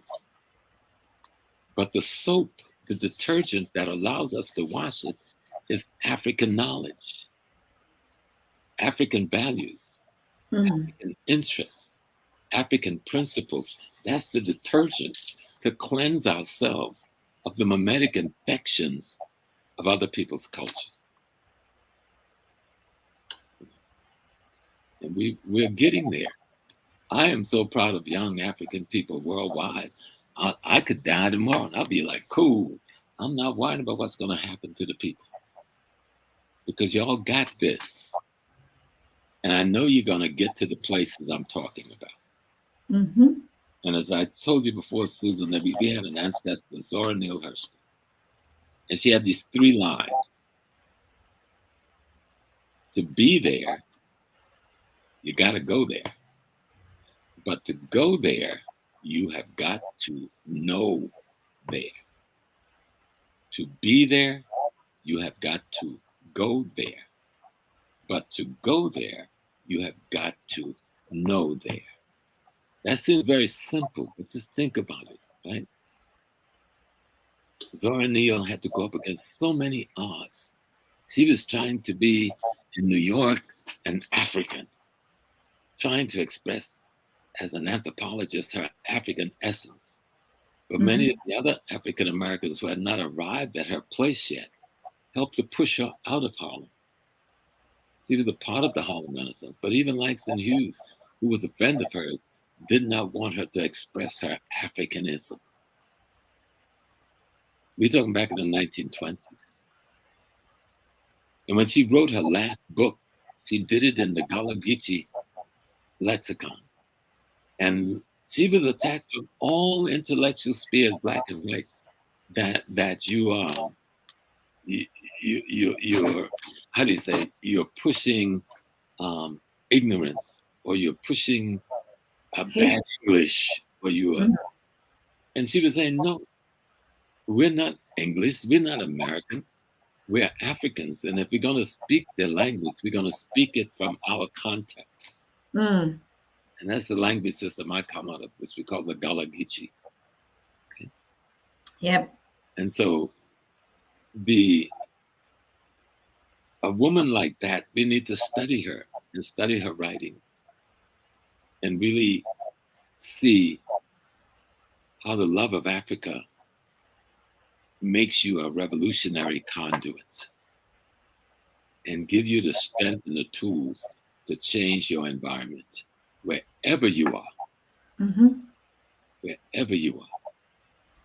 And that's all the world is afraid of. They're not afraid of nothing else except that the African will become so enlightened with being African that we will take control of the worlds we live in. We are the majority of the planet, contrary to the news we keep hearing. Like the kids said, the 411 is saying this group is this many billions. Well, I got a 411 for you. I got black folks in China. I got black folks in India. I've got black folks in the Philippines. I got black folks in all of the islands of the Pacific. I got black folks across Central South America. I got black folks throughout North America. And then we got the whole continent of Africa. So don't tell me who the majority is. Don't ever use that term minority towards us ever again. And we should never accept anybody ever using the term minority to refer to African peoples anywhere we are in the world. Because we're one people, one African nation, scattered all over the world. And we close somewhere between 3 and 4 billion people. You may not want to count us, but that's fine. We don't need to be counted. We just need to act like we love one another and create an economic world network for ourselves. Create a world economic intellectual network for ourselves. When that sister put on the screen Ubuntu, when the man in Brazil hear Ubuntu, the man in South Carolina in America should hear Ubuntu, and the man in Nigeria should hear Ubuntu, and the one in England should hear Ubuntu, and everybody know what we mean. Mm. Everybody know what we mean. I'm wearing a kente. You see this hat? I lost my first. You see this hat I'm wearing in Happy, right? Mm-hmm. My sister from Chad makes this shirt for me up in Canada, and I lost somebody stole it. I'm not gonna lie. They stole my hat. Nearly a year, I didn't have my hat. And so I wanted, when you were coming to the country, I wanted to wear this hat for you. Right? And so I called Mickelby, my Chadian sister up in Toronto. And Mickelby made me another hat and got it here just a few days before you came. Almost 2 years, I got my hat back because it was important to me that the African symbol, the crown that I want to wear for my sister when I met her for the first time, it was important I had this crown. And so thank Sister McElby. She's our sister from Chad, and her baby boy just turned 18 yesterday. So she's very happy and celebrating. Um, but everything we are should be reflected in how we feel and how we think. Like the statue you see behind me, the big one, that's Shango. Mm-hmm. And that's an image of Shango from the eyes of a Nigerian artist. And it's about this king that represents the strength to transform into a better human being. That's who Shango is. But the quality and attributes of the king is what every man should aspire to making a part of his character, right? And so I have that symbol there because that reminds me of that, you know. And then I have next to him is my spiritual mother, my cosmic spiritual mother, Oya, which represents change in process. Once Shango, in the spirit of a human being,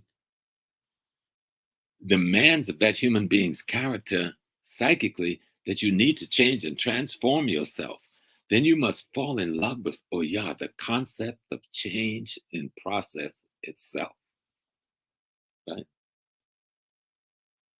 And Ogun, you can't see Ogun there, but Oya then must practice polyandry and marry Ogun, the concept of transformation as a result of change. So that's just African culture as we carve it in wood, right? To tell our story. But if we look at the carving, we can't read them.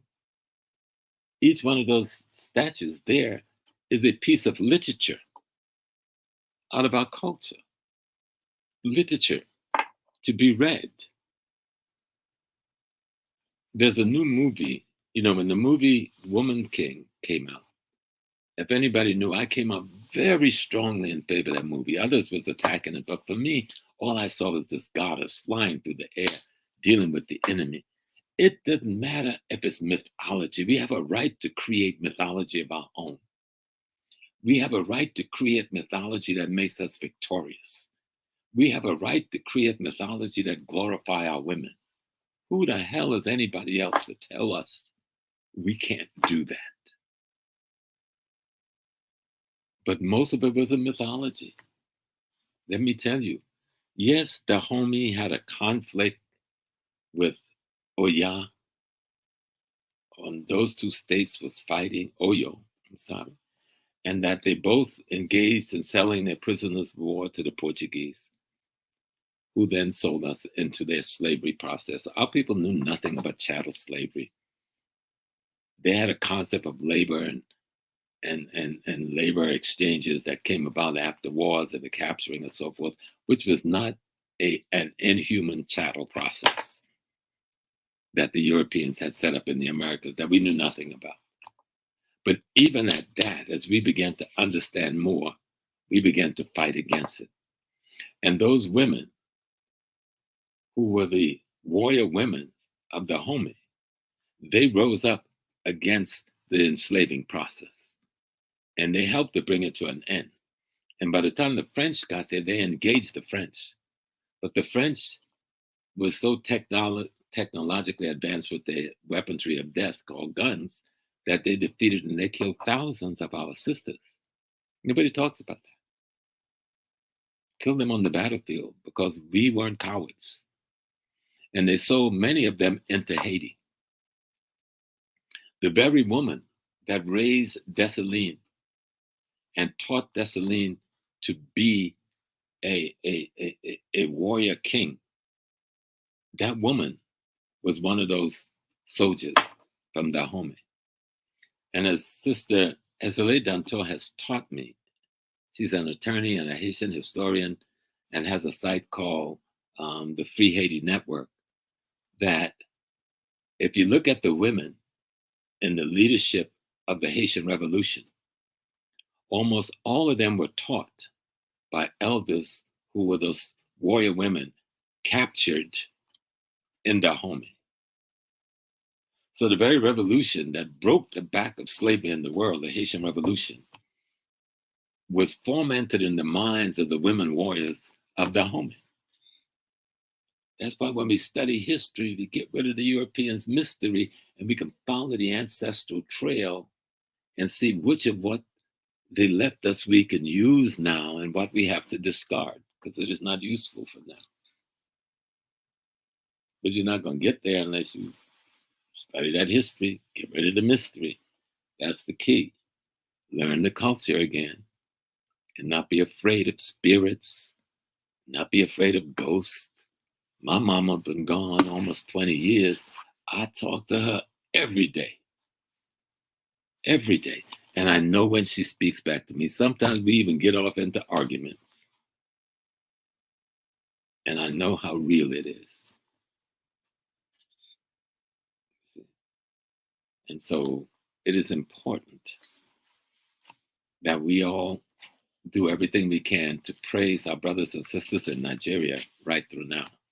We should flood the internet with good things and how proud we are of our brothers and sisters in Nigeria. And to let them know that they're setting a good example and a model. Despite we know the enemy is there trying to cause trouble. They've done well. Let's let them know we know they've done well and we respect them. And so we don't have to wait for the Western media. We can use this internet and light up the world with our spirit. So I don't know how we got there, but we were talking about, I really wanted to come back to talk about the new movie that's out. We're going to do that, Baba Small, Professor Small. We're going to do that. Absolutely. We have to talk about the Woman King. We even have to talk about Queen Zinger. That But is how we have to talk Queen about Zinga, Godfather. yes, Queen Zinga, Godfather. we need to talk about. Yes. All of the movie series, even Coming to America, we saw the beginning and we saw the other part too, which is like absolutely what we're doing now. Mm-hmm. When the prince left Zemuda to come and look for a wife in Queens, exactly in the hall where we were celebrating Black excellence. Mm-hmm. And now he had a child out there, and now the child is going to claim the kingdom. So these are all we can call the movie, but it's just you ask yourself, it's really in time. If we watch these movies now with our consciousness, you begin to align everything, like you're saying. So I think that would be a special moment where we have to actually come together to talk about it. But one thing that I wanted to remind our audience, like you've been speaking, our first meeting, physical meeting, the Yes. thoughts the thoughts that you are sharing, like Yes. the very first moment that I set my eyes on Professor James, I didn't even recognize him. I just thought it was somebody when I left the hotel and we were I looking, was walking down the street to yes. walk. And somebody was trying to, like when you want to frighten a little child, and he was like, and then I turned and suddenly I saw Professor James. I fainted. It was like it never could be real. You're preparing yourself. I had been prepared psychologically to meet you in the hall, and then I just saw you directly behind us in the street in front of the hotel going. I mean, it was, I cannot remember. I cannot remember that kind. But what am I trying to say?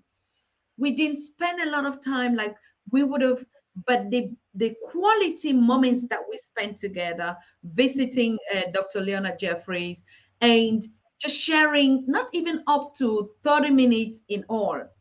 But did you have the feeling as if we met for the first time? Because me, and that's the magic that I want us to share here. The same Professor James that you're seeing, because sometimes when we say we talk, our people is speaking, we just say sometimes that they're just talking the same thing. But this Professor James Small that you're seeing here, everything that he is speaking is everything that he lives it. He practices it in that moment. It's not like just lecturing, because sometimes when we say teachers, they teach or they lecture, it's like somebody, just like we always say, a pastor says things they don't do. But the experience I had with Professor James is indescribable. The way he's proving this love for Africa is the same dose of love that I had. Okay, it was like the whole Black excellence had no other space for Black love. And that was exactly what happened. Even if they had to host that conference for 3 days consecutively, nobody would have left that place. The love, the harmony, the consciousness, the teaching, everything was just in harmony with itself. And Professor James, as you see, from cleaning to serving to organizing to being there for everybody, to be the celebrity everybody wants to take picture with, everybody wants had him to give a signature on their t-shirt, everybody wants. And Professor James makes sure he gives everyone the attention and full time that you need without interruption. And he still has to meet up with his project, with his lectures. He has to meet up with his panels. He has to meet up with everything, and best of all, he has to meet up with the fact that she knew the queen was in town and I had to be taken care of with nothing. If I'd eaten, if I was taken care of, if everything surrounding Professor James Small get the pieces of everything. I mean, this is going to be a conversation for another day, because when we talk about one Africa, when we talk about one Africa, they say our words is what defines us. They say our word is what connects us, but they say our word is actually what we want to happen, and it happens. So the one Africa that we keep talking about should be like, it should be like an I don't know what they say, incantation. Speak it out to the universe, to your ancestors every day. One Africa, one Africa. I recite it 12 times a day because of our 12-12 movement. I recite one Africa as my meditation. When I want to pour libation to my ancestors, I only sit and talk and say one Africa 12 times a day. And I think that is the power, that is the spirit. When we begin to prophet, like the church will say, prophesy, speak to the universe what you want, is what this key word was. And Professor James Small, I'm not saying it because we are here on the platform, but speaking about Africa, loving Africa, and experiencing it and living it, like no faking, like no reason to be a professor because I'm a professor, because I'm important, but just being the servant. If he's not caught up in traffic going to see whether Dr. Leonard Jefferson is taken care, or he is making calls, this is a 24/7 professor, not just professor. We call him Baba. When we give the king the title Baba, it has nothing to do with that he has too much white hairs or anything. It is just like you can call even your son Baba when you recognize the ancestry, you recognize the godness in your son or your daughter. So you can call her Baba or you can call her Mafo. Mafo is the queen word, like the Nana, the Said in Cameroon. But the thing that keeps connecting us, and every day I keep questioning, like, How does this come? How would it have come like this? Then I begin to realize, I didn't even tell him this. Professor James Small father is called Andrew. My father is called Andrew, an ancestor now. Professor Mm. James Small mother's is called Susan. My mother is called Susan, the one that I adopted the name Susan. And Mm. Professor James Small comes 25% or 30%. It is from the bloodline of Cameroon. And I researched and I found that Professor James Small actually is in my bloodline. Mm. So there can be no coincidence when we say we are one. When we say one Africa, I never met him in my life for till 2 years or 3 years now that we're working together. So there is no coincidence when we say our ancestors are bringing us together. They're connecting the bloodline. They're connecting the royals. They're connecting the DNA together. It is not just a word that we're speaking because we're intentional about every work that we do. We are responsible for every knowledge and every word. We are accountable even for every penny that you say you're giving it in the name of the nation and our work. We are accountable for. And so when I met this, Professor James Small in the real professor that you see, the warrior, the caretaker, the babysitter, the leader, but also the simple person that would sit and eat with you and laugh with you and crack jokes with you. But also when you annoy him, you Mm. don't want to stand in his presence when he has to do with Africa. You don't want to be around him. Okay. And so we are not talking about the past. We're talking about the present right now. And this present that we're talking about, the One Africa, is the future already that we've put now.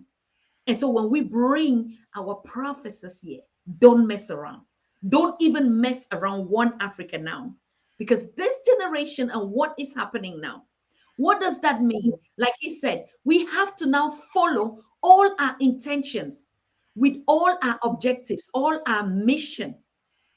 If you think that you're African, you're black, or as the saying, we're going black, we're doing the work of Africa, and you think it's a joke, you'll be answerable to your ancestors. If you think you just want to be celebrity in the name of Africa black now, you would be answerable.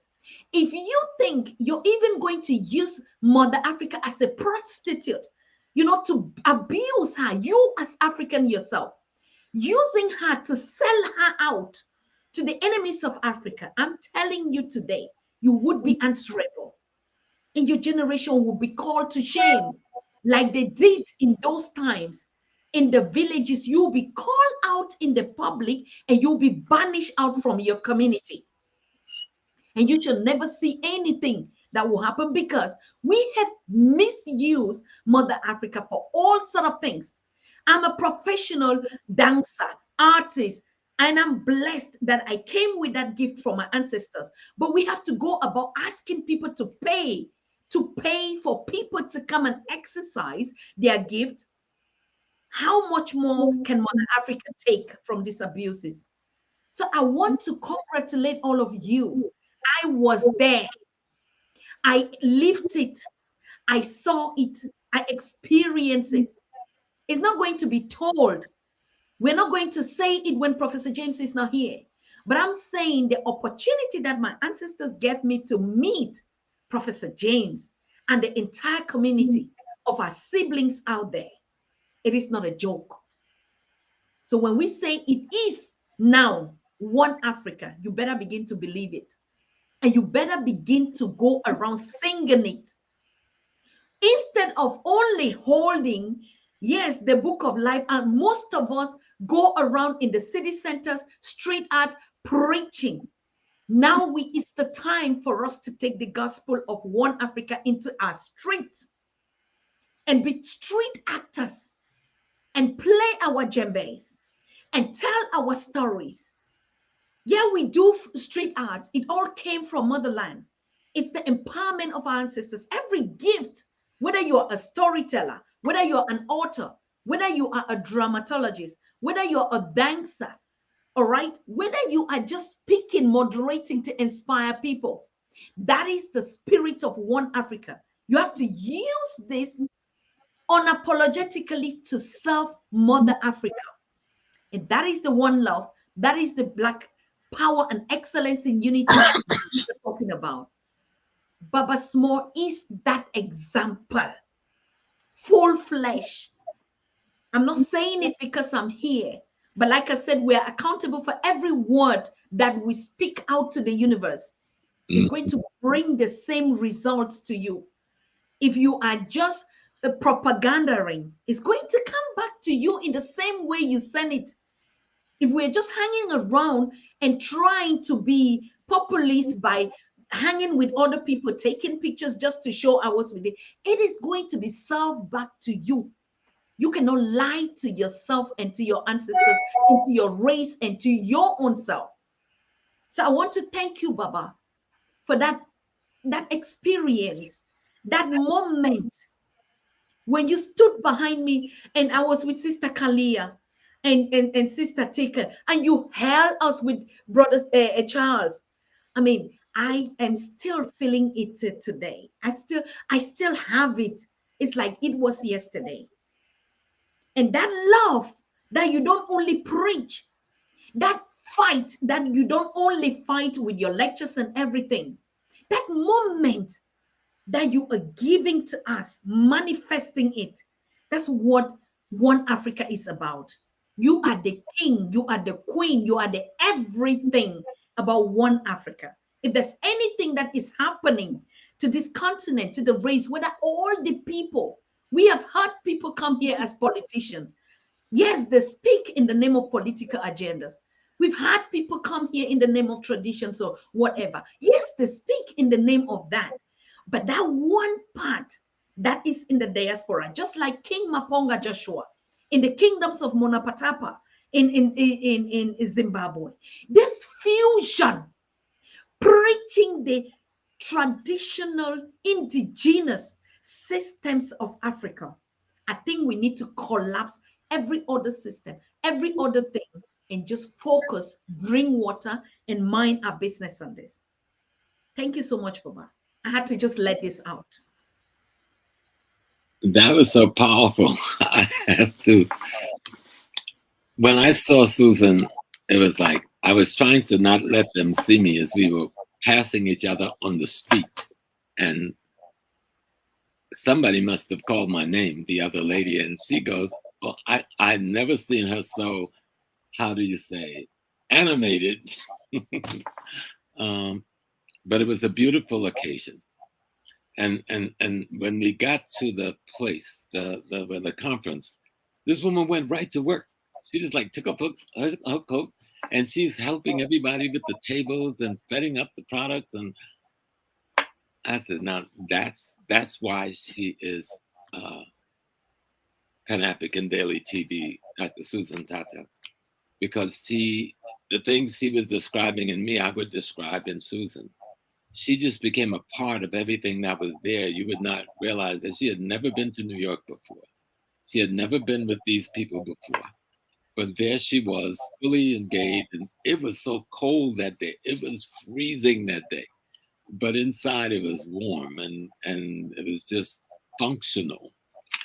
And I was just honored to meet this queen who I sat with on this medium for years. And to see her in person, as she was saying of me, she's the exact same person in person that you are seeing here right now. The exact same person. And so when she went to see Dr. Jeffries at a time when he was just struggling to come back, that lifted his spirit. He was so enlivened after you went to visit him. And it's almost like he sped up the time. He wanted to get back home now. He wanted to live. He wanted to leave that nursing home. And he has. He's now in his own home with his own family. And so, Dr. Tata, you are a true revolutionary. The West have made us think revolutionaries are people that only carry gun and shoot at other people. That's not what revolution is about. Whenever guns have been used in any real revolution, it was always the last resort. The revolution is the transformation of the minds of the people through proper orientation, through proper teaching, based on proper information, so that the people can change themselves. And so someone asked, how's Dr. J doing? Now, he's doing fantastic. I spoke to him yesterday. He's back home in his home. He's taking his meds like he's supposed to. He has a beautiful wife, Dr. Rosalind Jeffries, who's taking care of him like a queen does a king. And then there's the brothers from the Sons of Africa, and especially Dr. Um, Kalafani, Director of African Studies at Essex College. This man is over there at Doc's house fixing electrical circuits, putting up lighting fixtures. Him and I are putting in new beds. And he does that in between classes. Then he runs back to the university and teaches classes and come back. So we've tried to just be, like Sister said, when you have information, you are not an authority over your people. You have to be a servant to your people. Yes. You know, because the only reason the ancestors entrusted us with this information is so that we can serve you with it. It isn't for me. I'm not interested in being anything except just me doing what I was sent to do. Ashe. And I was sent to serve you so that you can learn how to serve your brothers and sisters, and they can learn how to serve brothers and sisters. That's important to me. I can wear one shoes at a time, sleep in one bed at a time, you know, live in one house at a time, sit in one room at a time. I have my beautiful children who love me dearly, and I love them dearly. I have my beautiful wife who loves me dearly. And my big brother is flying from California in a few days. One of my big brothers. He looks like he's younger than me, but he's 83 years. And then we're going to celebrate my oldest brother. He's going in Savannah, Georgia. He's going to be 93 years. You would not believe this man. He had trouble hearing, so he has hearing aids. And he's been blind for years. But you would never know he was blind if you didn't see the cane. He's the most alive African you've ever seen. And so we're going to celebrate with him on the 25th. And my big brother, who is my guardian, you know how in the family, one brother takes the next brother, the older one takes the younger one. So I was his upline, if you want to call it that. And he sort of like, because my mother had 13 children. So when you got 13 children, the children have to help take care of the children. So that brother was the one in charge of me, the one that's 83. So, and he's taught me everything. So my point is that being an African is simply being a servant to the rest of your people. Ashe. Than being a servant. I'm never worried. I fought the system all my life, and they've always penalized me. But I've never been hungry, ever. Because Black people made sure I was never hungry. I was never homeless, ever. Because the ancestors and my people made sure I was never homeless. I was never in need of anything. And so I've always understood that if you give everything, and I learned that from Malcolm X and Martin Luther King, and they gave everything. These were kids, 39 years old. The enemy assassinated my brothers, my fathers, at 39 years old, for wanting to do nothing more than to raise up our humanity and give us our basic freedom. So I could not do any less than they did. I may not do any more than they did, but I certainly can't do any less than they did. They sacrificed their lives for us. Mm-hmm. They died at the hands of the enemy. For those who think we're just making noise, you need to study our history, not just in the United States. Patrice Lumumba was a child compared to me. He could be my son when they killed him. Sankara, I sat at his side 2 months before he died. He was a little boy. Even then, to me, I was like, how this little boy could be the president? And he's got this big gun on his side. And we're sitting there having lunch at City College in New York. But the love that Sankara had for Africa, if I could just have a little bit of the love that Sankara had, the courage that young boy had, but the enemy killed him. Our struggle is real. Patrice Lumumba simply wanted to love his people of the Congo. The enemy killed him. This struggle is for real. Kwame Nkrumah wanted to show us a model of how to reconstruct the former colonial state. The enemy overthrew him and probably caused his death at the end of the day. It would have killed Jomo Kenyatta before he ever became the president, had it not been for a lawyer, his old friend from Jamaica, Dudley Thompson, who came from the UK and took his case in Kenya and kept the British from killing him before he came to trial. When we know our history, we erase the mystery. Didan Kamanti isn't just a name. Didan Kamanti is a soldier of the African Revolution. Kimanti, this Mau Mau leader who they would kill and desecrate because he loved us enough to die for us. That has to be embedded in our souls, those men, and the women that fought with them. You need to understand Emekal Cabral. He was a medical doctor in Guinea-Bissau. He could have gone about his business to Portugal or Cape Verde and lived a good life. But Emekal Cabral said, tell no lies, claim no easy victory in the fight for the freedom of your people. And they murdered him before he could go to the UN and declare his people's independence.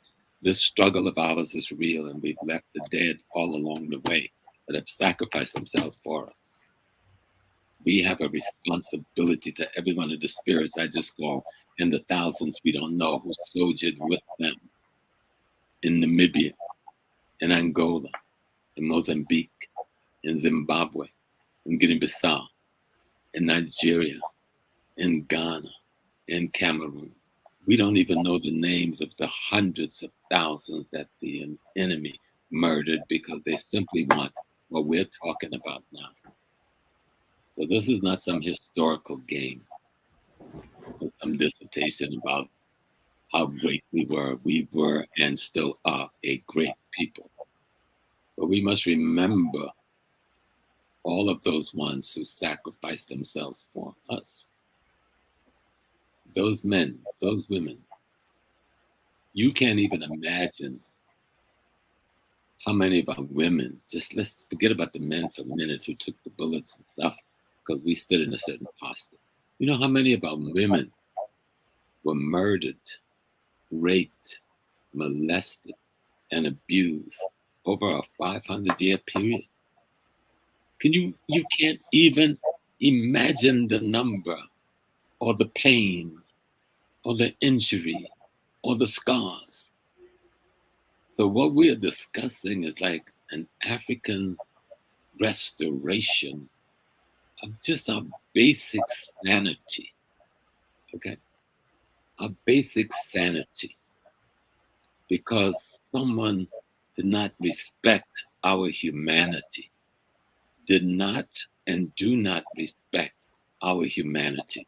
But we had better begin to learn how to respect our humanity. Because I'll tell you the secret that the ancestors told me. We will not allow to be free until we return to be the African me. Until we return to being what we were designed to be, we will not be allowed to be free. I don't care how much money you've got, how much knowledge you got. I've got friends now from the continent who live in the UK who got millions and millions of dollars in property and this and that, and they're sitting in sadness. Because with all of that, they know they've got nothing, and all they want to do is go back home to at least die in peace on that continent. So Someone is asking Susan, do you want to open the phone line, Brother Kofi? Yes. Okay, I think everybody will want to celebrate you, Professor James. That's the truth. Even just to call you from their comments and hear your voice, you hear your voice. I think we should be opening the lines. I'm opening the line, especially for anyone that has a questions for Professor James Small, or not just a long question, or just to. I see all of you throwing your comments here, how he has empowered you. So please, the lines are open as I speak now. If you want to reach out and call the studio lines, please call only using WhatsApp. WhatsApp, if you have a WhatsApp, then you dial +49 1578 211 2379. So you can call in the studio right now. We're going to pick up your call, and Professor James Small would be listening to you as we speak. Prof, I also want to bring you greetings from King Maponga, who is watching Well, you please, from please give my Zimbabwe. king. I honor him. Give him my respect. Okay. So respect or not, we are also streaming from his platform, because each time when you're coming, that was a mandatory thing. When Professor James is coming, make sure you're streaming live on Farmers of Thought. So we're also live on his platform in Zimbabwe.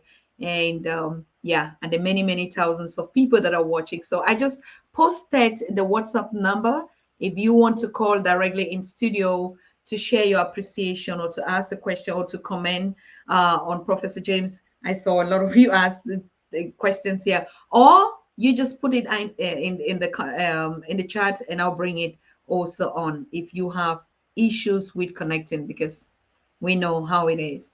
So yes, Prof. You were saying something about this issue of us actually connecting. We've seen even a lot of in our families how even individuals, siblings have gone against each other in the Mhm. quest of our unity because of the different beliefs. And people think Pan-Africanism has something to do with politics or something like that. Isn't Pan-Africanism just love of ourselves and love with one another? What is the difference when I'm a Christian and say, no, I'm a Christian, I don't want to believe in those your pagan worship of ancestors, and so no, I just love God, I just mind my business. There are people that have written to me like, oh, you bring people on the show that are speaking against the Bible. No, you are not a child of Israel, you are of the Egyptians and whatever. No, you have to carry the Bible, that's the only way, and stuff like that. And Well, so all these kind of narratives, Baba. right. Well, we have to be honest with our people and ask them, was it the carriers of the Bible that brought colonialism? Was it the carriers of the Bible that had the Berlin Conference? Was it not the carriers of the Bible that came into Africa after 1885 and invaded every square inch of our continent, murdering millions of our people in the ensuing years? All of those people carried the Bible, some carried Qur'ans, some carried the Torah. Those three institutions are responsible for the genocide of close to a half a billion Africans. They're responsible for the destroying and destruction of every civilization we built. And even now, those people is responsible for every square inch of impoverishment of any African person anywhere in the world. I am not going to imitate my murderer, because that will make me a murderer of myself. That's just logic. I'm not going to imitate my oppressor, because that will make me only an oppressor of myself. That's just logic.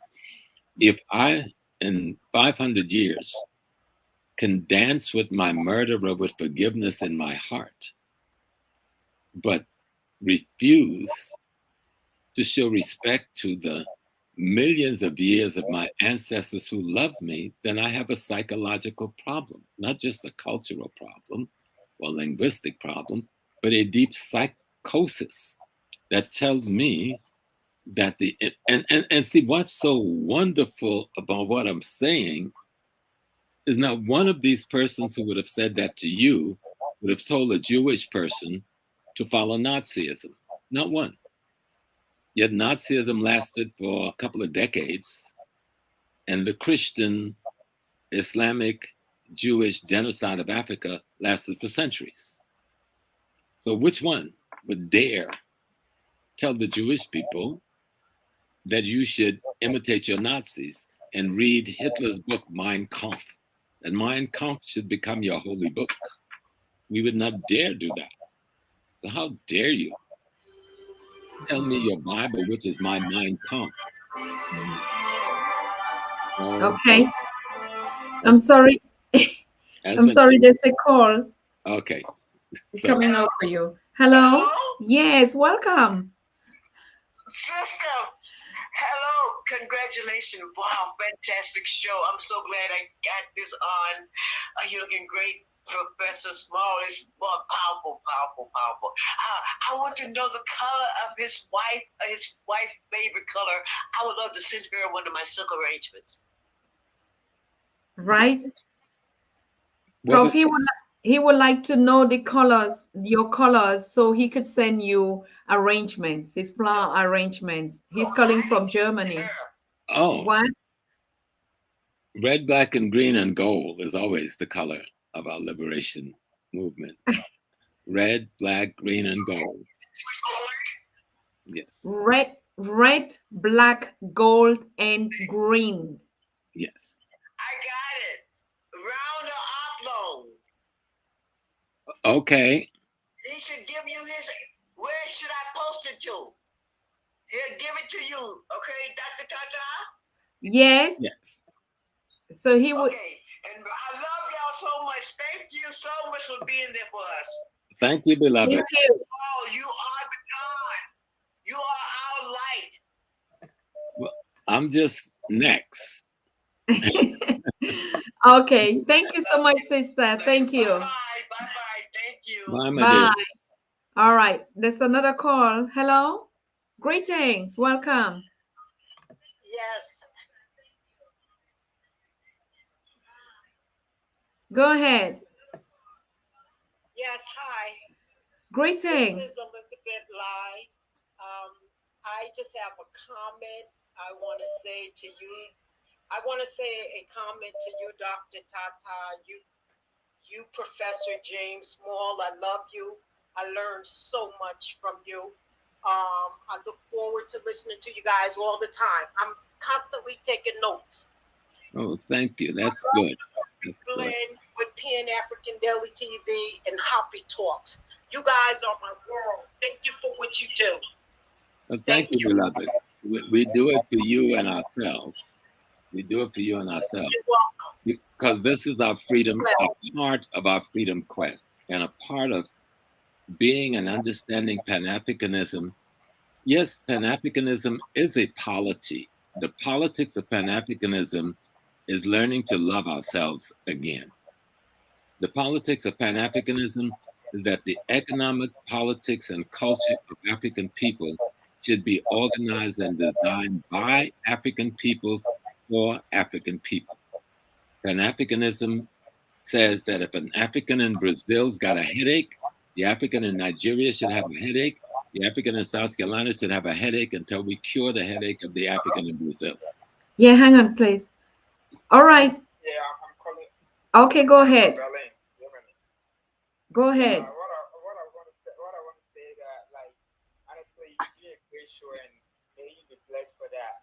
I have just one question for Prof. So, is there any time, or does he really think Africans are really going to be able to unite as one people in the near future? Is there possibility to that? Because that's what I think we need. We need to unite as one people without boundaries or borders to make one Africa. Is there a way to that? As Kwame Nkrumah wanted in those days, is there possibility that Africans we can be able to unite in Yes. one? Yes, and I believe that fully, that is the goal of Pan-Africanism. And it would be wonderful if the African Union, and that its next move, and I thought it was going to abolish completely, they abolished border taxes, but abolish the passport. There should only be one passport in Africa. and abolish the borders, take down all of the border gates, open the highways from country to country, remove those borders and those fences. I think if we start, if they can have an agreement to do that. But what happens when they try to reach that agreement? The Americans are sitting in our meeting in Addis Ababa. The French are sitting in our meetings in Addis. The Israelis are sitting in our meetings in Addis, using their threat and their financial threat tactics to get African heads of states to vote against the interests of African unity.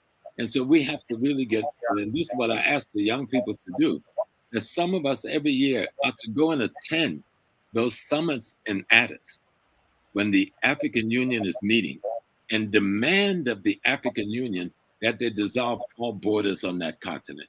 That would be the first major step, that you resolve those borders, take down those poles, open those roads, no checkpoint with nobody paying nothing to anybody, that we have free movement on that continent. That would be a first step. And to spend the monies to build the kind of freeways and railroads that allow us to travel from any part of that continent we want, anytime we want, so that the people can begin a kind of an integration across culture and language lines we haven't seen for over 500 years.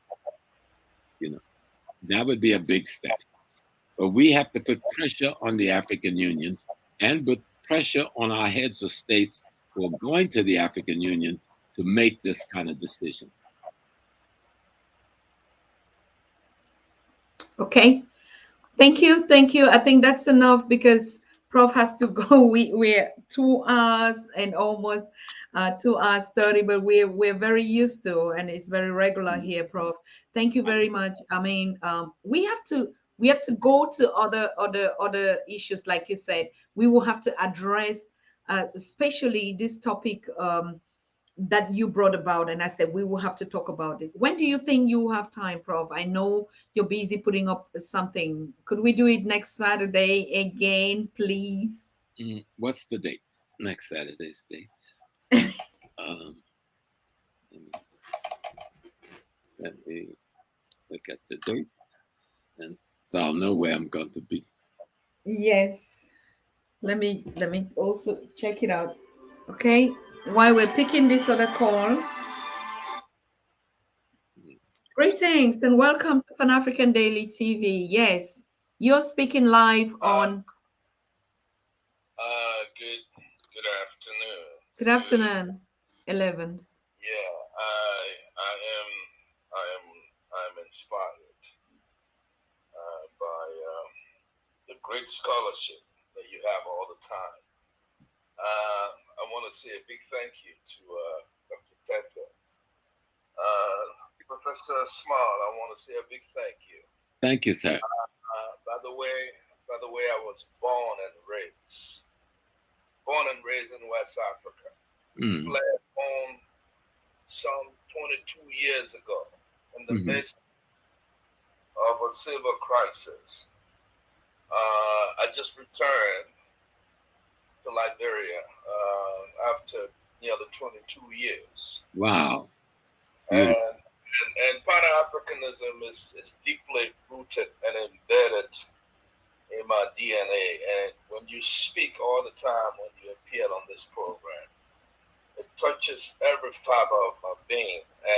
And that is the message I've always carried along in the academy throughout the United States, urging our African brothers and sisters within the African diaspora, as you indicated quite clearly, the need to come together, the need for us to understand our history, the need to know that we are actually the original people.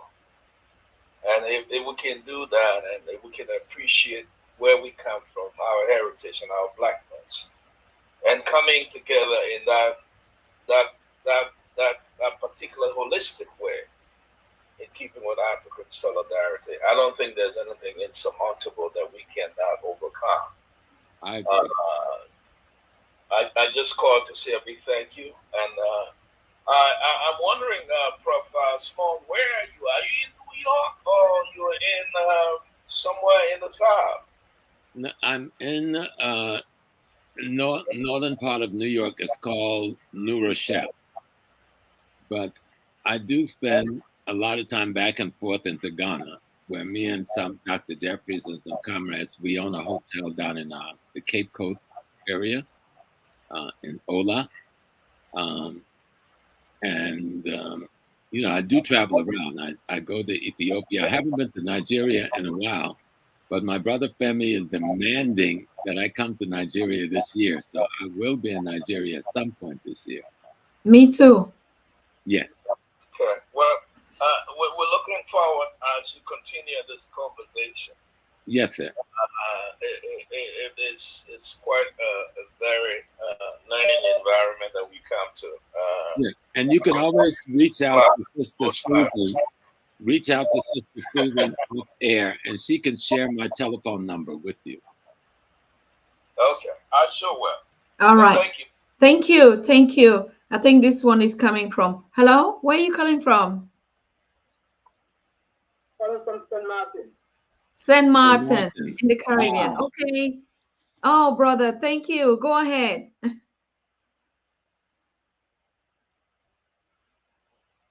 Hello.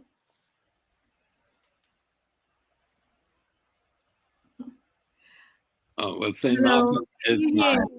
St. Martin is my wife's father's home. Okay. Go ahead. We're listening. Yeah, we have a very important issue, Dr. Susan, to talk about. Okay. What I realize, these European people, they're trying to give black people a fight in our life. Down here in the Caribbean, what I realize these people is doing, the British, the French, the Dutch, all they're doing is just trying to separate black people. Yep. Marco pretending that he wants to work for black people. But we the people that born in the British, when they come in the French territory, they are separating us. Mm-hmm. And giving us a fight and pushing us around in the Caribbean. These people, we the Caribbean people and the African people need to get ourselves together to put these people in the rightful place where they belong.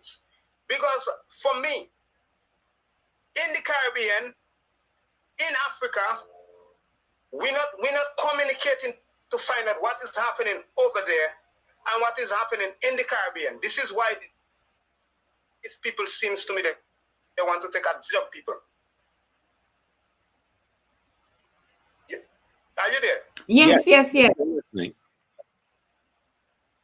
Yeah, and these things really start getting out of hand because Marcos said that he wants to work with Africans. And we are the Africans in the Caribbean, and they are not working with us. They're fighting against us. Terrible down here in the Caribbean. The immigration law, the police law, all these people want to do is capture the land that belongs to black people. Mm-hmm. This is what I have to say to white people, wherever they are. I'm not fighting against color, but this is what I have to say. God created the earth and he gave each and every one nation to live in a place that belongs to them. God created the earth for human beings to get along some way or another. Human beings are not getting along for some reason. God created the earth and he gave everybody somewhere for them to live, every nation. We the black children, we don't know snow. We don't know snowland. So it means that where the sun is shining 24/7, where coconut, breadfruit, mangoes, and this thing grows belongs to black people. They know that properly.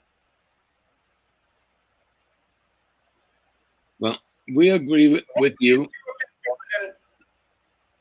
We agree with you that these people do not want us to unite. But it's no longer up to them whether they want us to unite or not. It is up to us whether we unite or not. And so there's enough technology now in the world that allow us to do like we're doing right now, have a conversation with one another and many other mediums, not just this medium, but many other mediums. And the other thing we can do is we must become more serious about teaching our children and our grandchildren our history and our culture in our home. If we take that responsibility to teach the history and the culture of our ancestors to our children and our grandchildren in our homes, we will be presenting the most formidable challenge to the world that we can present. But if we just send our children out like a blank slate, then the enemy will teach them what they want them to know. So when my children go out in the world, they leave my house as Africans. And they That's for sure. come back in my house as African and with an African on their arm. Okay. That's for sure. Because the thing is that, Dr. Susan. Okay, thank you. Yes. All right. Yes, Prof. Yes, ma'am. We just have to let the people know unity comes from communication. Yes. Sister Susan has presented to us as a platform for us to communicate. And she brings scholars and thinkers and leaders from all over the African world to talk to us so that we can have a dialogue and we can get information. But when we get that information, we've got to use it on ourselves and our families. The information is to help you in your rebirthing of your African consciousness, help you into restoration of yourselves. So the information that I'm trying to give today and that Dr. Susan is giving and so many others, PLO, Joshua, Dr. Jeffries, Dr. Nobles, and the others, we're trying to give you some tools to repair yourself from colonialism and imperialism. And those tools are not just, rhetoric. We got to look at everything economically that we do, political that we do, cultural that we do, and we have to tie all of them to Africa. Whatever mistakes we've made and ever misunderstanding we've had of our own identity, let's try now to repair that broken and shattered identity so that we all see ourselves as Africans, whether we're in St. Martin, South Carolina, Berlin, Cameroon, or Brazil. That our location don't determine our identity, that language do not determine our identity. Only being African determines our identity. Ashe. So one last reaction. Go ahead. Please keep it short and we'll be closing. Over to you. Yes. What I want to say, my last question I want to say is that, Marco, I want somebody to represent the Caribbean and ask Marco why in St. Martin, why is it the immigration only running behind only black people in the Caribbean and the Caribbean belongs to black people? Time to time, as time goes by, we will try to see how we're going to communicate and see how we can get ourselves together to represent that to the African continent. Ashe. He's talking about Macron, the French president. Is that correct? But Macron isn't going to listen to anything you have to say because Macron is interested in saving French people. And they've made it very clear, if they don't control the Caribbean and Africa, the French will become a third world country. They have said that of themselves. So it is up to you to organize with your brothers and sisters in all of the other parts of the Caribbean. We must organize with each other. So what Macron has to say is meaningless. It's meaningless. But we have to have this dialogue with and organizing ourselves. We must become a part of organizations. If it's not one there, then build an organization and recruit other people to be a part of it to take on the control of economic politics and culture where we are. We can't on one hand criticize the enemy and then support that enemy in every other way. We have to pull as much of our support back away from that enemy that we can. And it's going to happen over time. You're not going to get the answer today. You've made the statement and others are now aware of it, but it's about uniting where you are, having the organization to take on the local issues and expand your struggle around greater national and then international issues. Ashe. Thank you very much. Thank you, thank you, thank you. Professor James, we don't want to actually belate you so much again. We're going to, so Saturday next week is the 11th. Yes. Saturday, okay. Yeah, that would be good. But even at my old age, I go to my martial arts class at 11. I don't, I don't get out until 2. And so, Martial so art. my brothers and sisters around the world can know. Last Saturday, my dojo and 60 of the masters came, and they gave me my 10th degree red belt. So I'm Oh, honored to Sensei Crescendo and Sensei Mo, who is my current sensei. And they also gave me a brand new gi. So I have a brand new gi to go to class in this week. Um, so it has to always be after 2 on Saturdays now because um, I go to class from 11 until 2. So I can never be able to do anything before 3 o'clock. 3 o'clock on, I'm free. all right. So we keep it 3 o'clock, 3 p.m. Eastern Hmm. Standard. Oh, yeah. So we're going to be having Professor James Small. You're all here. You heard it. And it's going to come back again on something very, very usual, but this time something more powerful that Professor James wants us to learn, to know, and to get used to. So make sure you're signing in on Saturday. Like I said, just 1 hour later, instead of 2 p.m. Eastern Standard, we're going to do 3 p.m.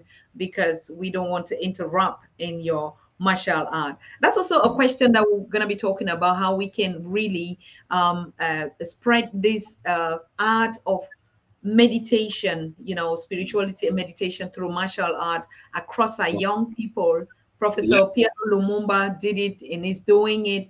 And mhm. how can we implement it in our communities back? Right. But let me say one thing before I go, Susan. When I say martial arts, I know everybody looks to Asia, Exactly. but I practice a system that is fundamentally African and African diasporan. We call it the 52 blocks, that you should be able to render an enemy useless within 10 seconds. That way, an old man don't have to put up a fight. So, but the martial arts, as you know it, in Asia had its birth in Africa. If you look on the walls of the tombs of Egypt, you will see all of the forms of the art. We took that martial arts, that fighting art to India. India took it to Tibet, and Tibet distributed to the rest of Asia. Every African, including the Cameroon community, every male secret society have a secret fighting system. We have our own systems all over Africa. Senegal just celebrated 2 weeks ago the African wrestling tournament, they call it, Mhm. but it involved many of our different martial arts forms. So we're not looking to anyone outside for our fighting systems. We have our own fighting system, and where we can learn from others, we will. But understand that when the Sholan Monastery was built, which started the Kung Fu, that came out of Africa. Okay, Hmm. let's be clear. Wow. Yeah, Even the martial art, the Brazilian slave dance, that's also some. yes, That's yeah. also that. And Yes. that's out of the Congo and Angola. You know, so every system. Wonderful. If you remember Black Mombasa in South Africa, when they Hmm. made that record with Paul Simon, and you see the dancing he's doing on the sand dunes, the leader of Black Mombasa, you're looking at an African martial arts form in dance. So we just have to study our culture. It's right there before our faces every day. And anyone like in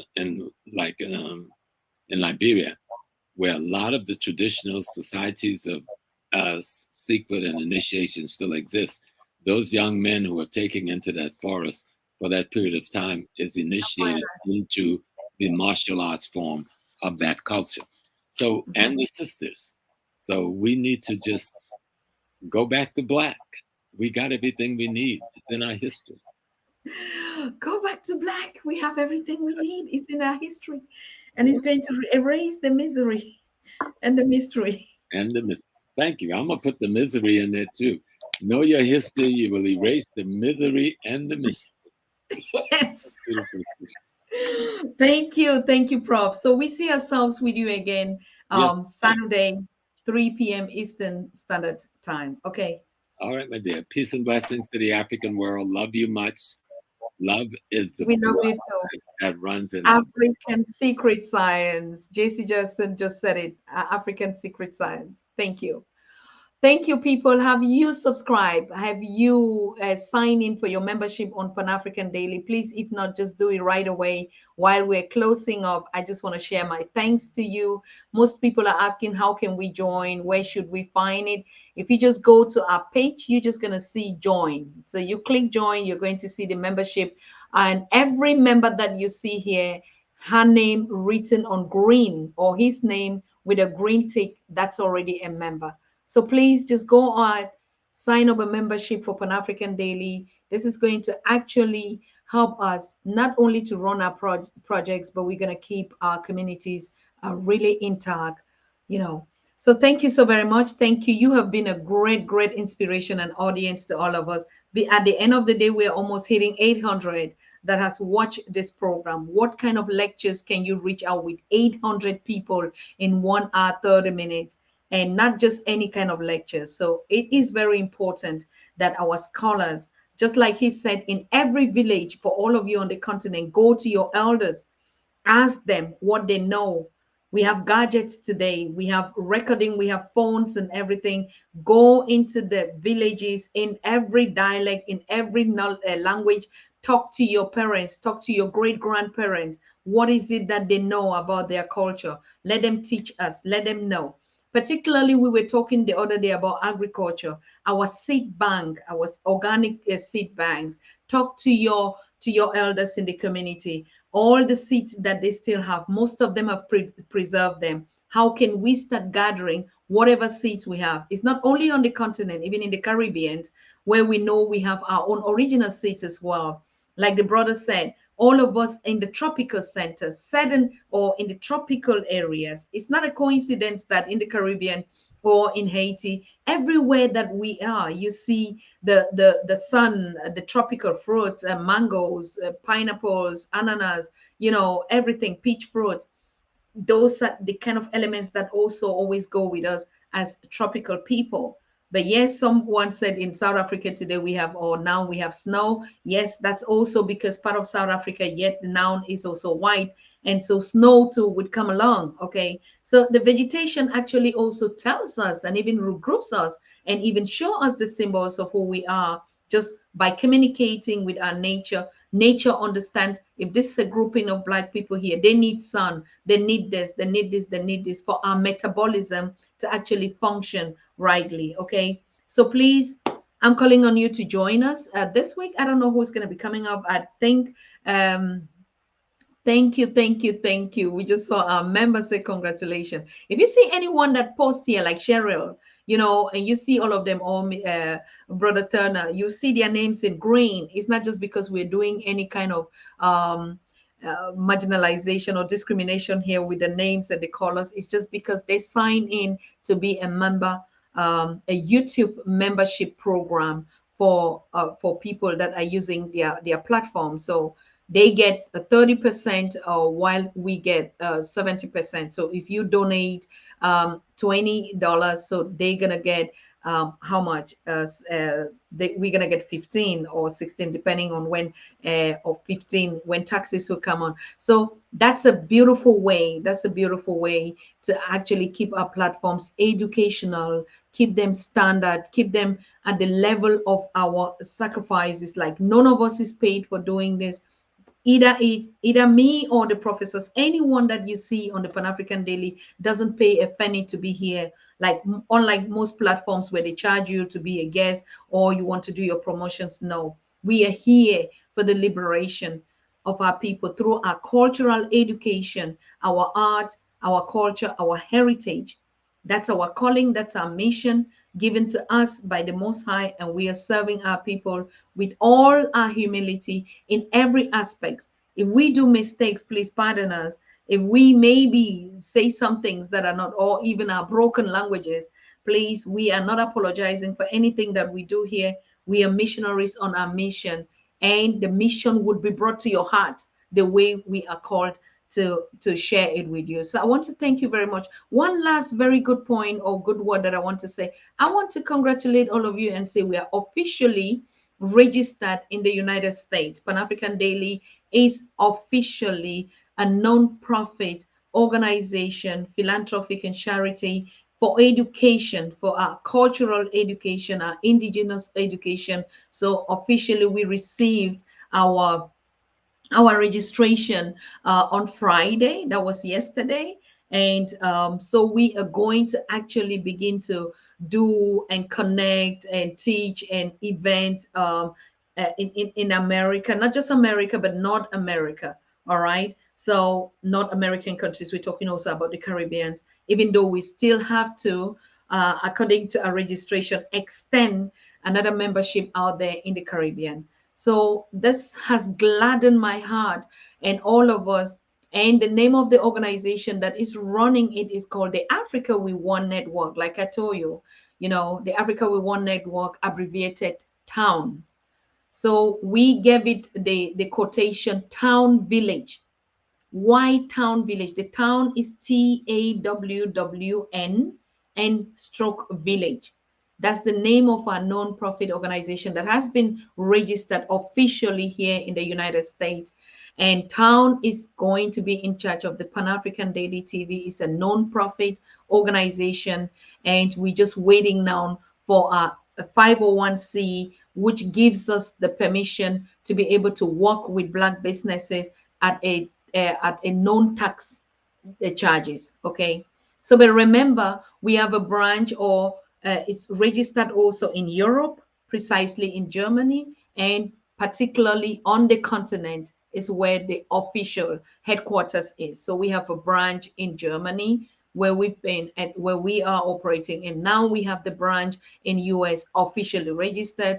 Professor James is going to fly in the next end of this month to officially inaugurate it, because we decided actually to have registered it in the city called Louisville or Louisville in Kentucky. And why did we decide that? We unanimously agreed with Professor James and Dr. Leonard Jeffries that it was very mandatory that we put it in the city because of our ancestor Muhammad Ali, whom we know, being a legend, being I mean, all other countries they have the cities or states in America has a hero, but this particular Louisville and what ancestor Muhammad Ali did with Malcolm X and all the others has actually put the African American history, put them as legends of the history, whom actually died in service to their people and humanity. So yes, we're also going to collaborate or work with the city centers. We will be having like excursions or international exchange programs with youth on the continent and every other country in America. We could start first from there, and then we take it over to all the other states. Officially is going to have a virtual office in New York, where the Sons of Africa are. And the Sons of Africa, the organization is the organization that was founded by Dr. Leonard Jeffries and Professor James Small and all of them. So in honoring the Africa we want to put the virtual office there for other events and connection and workshops. Now, what is Town going to be doing? Exactly like you heard me say, Town Village. Town Village. Town village means we're going to use the indigenous roles and traditions and culture from our ancestry to be able to bring real empowering programs in terms of workshops, in terms of event. So we're really not just going to connect on lip services, we're going to do it exactly. Like we said, when we met at Black Excellence, the dance that were presented, the Adoa dance from Ghana, what were the symbols, what was the communication? They used their hands, they used their feet, they used everything. Professor James just touched it a little bit, but those are things that we're going to be teaching, because most siblings out here really just love the continent. Most of them cannot. Actually, we must not always say all of us go to the continent, but those of us in the diaspora has to start teaching that unity among us here, teaching our culture in the indigenous format, the way it is. When we tap our drums, what does that mean? Food. What is the spirituality? What is the sacredness in the way we eat with our hands? How can we practice that?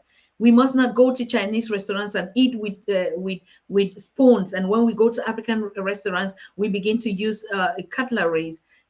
How do we begin to empower our children not to be complex in this kind of? So it is not only that we move to the continent Africa, but we bring also the heritage and the culture of Africa into a diaspora community to teach our people. We're going to be doing annual festivals like the one that we're doing in Germany, but typically on indigenous African systems. How did we celebrate our cultural festivals? And even till today in the continent, most of what we say we're celebrating is actually a Europeanized format of doing things. So we want to go back, not just only preach about our indigenous culture, but we want to start putting them on the platform. We have to start doing it, eating with our feet, dancing in circles, not always these festivals with big stage and podiums. That's not African. We dance in circles, and everything we do at our African festival culture has a meaning. The dancing, the costumes, the drums, the story, everything has a meaning to our spirituality. So we have to understand all those things. And we're starting it in Germany this year. So at the cultural festival, there's not going to be any stage because that's not our way of communication. We are a circle people. And that dancing in circle means a village. It's the village of how we go. There's a rhythm that plays and everybody goes in the same direction. That's the Ubuntu. But when we start building structures and exercising our things where even the communication through the structures of that event doesn't align with us to be on the same level, that's already cutting us apart, putting some people high, putting some people low. And under the trees in Africa, we sat round under the trees and our elders were in the middle. These are all customs. When we talk about unity, we have to know these customs and these traditions, how we set up. When we sit around to eat with our children, how do we sit at the dining table? Who sits at the top? Who sits at the end? These are all traditions that our ancestors practice, that our people practice, so much so that we don't begin. When we talk about erasing the mystery, means we have to give alternatives to that to be able to push our own cultures and patterns and ways of doing things without being complex, without being inferior.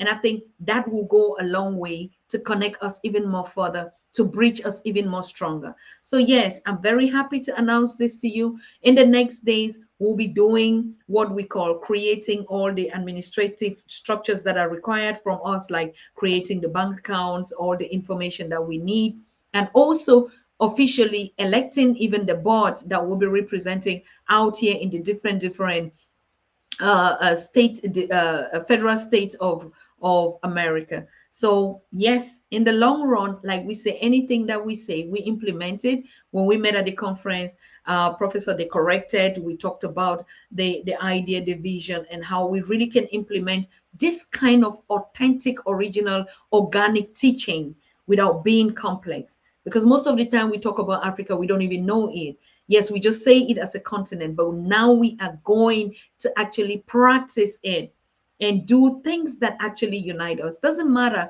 how small, but the more we teach one, teach one, teach one, like the two stones, I think we'll be really better off. So thank you. That was just the end of the announcement. I know we've really cut cup today. Thank you so much for staying faithful, for being loyal. And that's also one of the things that we're going to do. We're going to come out with pledges. How do we pledge to be loyal, to be faithful, to be honest to Mother Africa? How do we ask, appeal, even to her for all the things that we've done, for our foolishness? We've done a lot of things too, knowing or not knowing. If the Christians are saying we have to reconcile with God that He might forgive us, why not us Africans? We have to also forgive, reconcile with Mother Africa. Ask those things that we didn't know, that they give us more wisdom. That's also a reconciliation, us and our motherland, us, our ancestors, all the things that we rejected them, we refused them, we refuse to even be called our names. These are all strategies that must come together. The African science, secret science. That's why you hear professors say we're not going to call anything spirituality here. It is Africa's sacred science.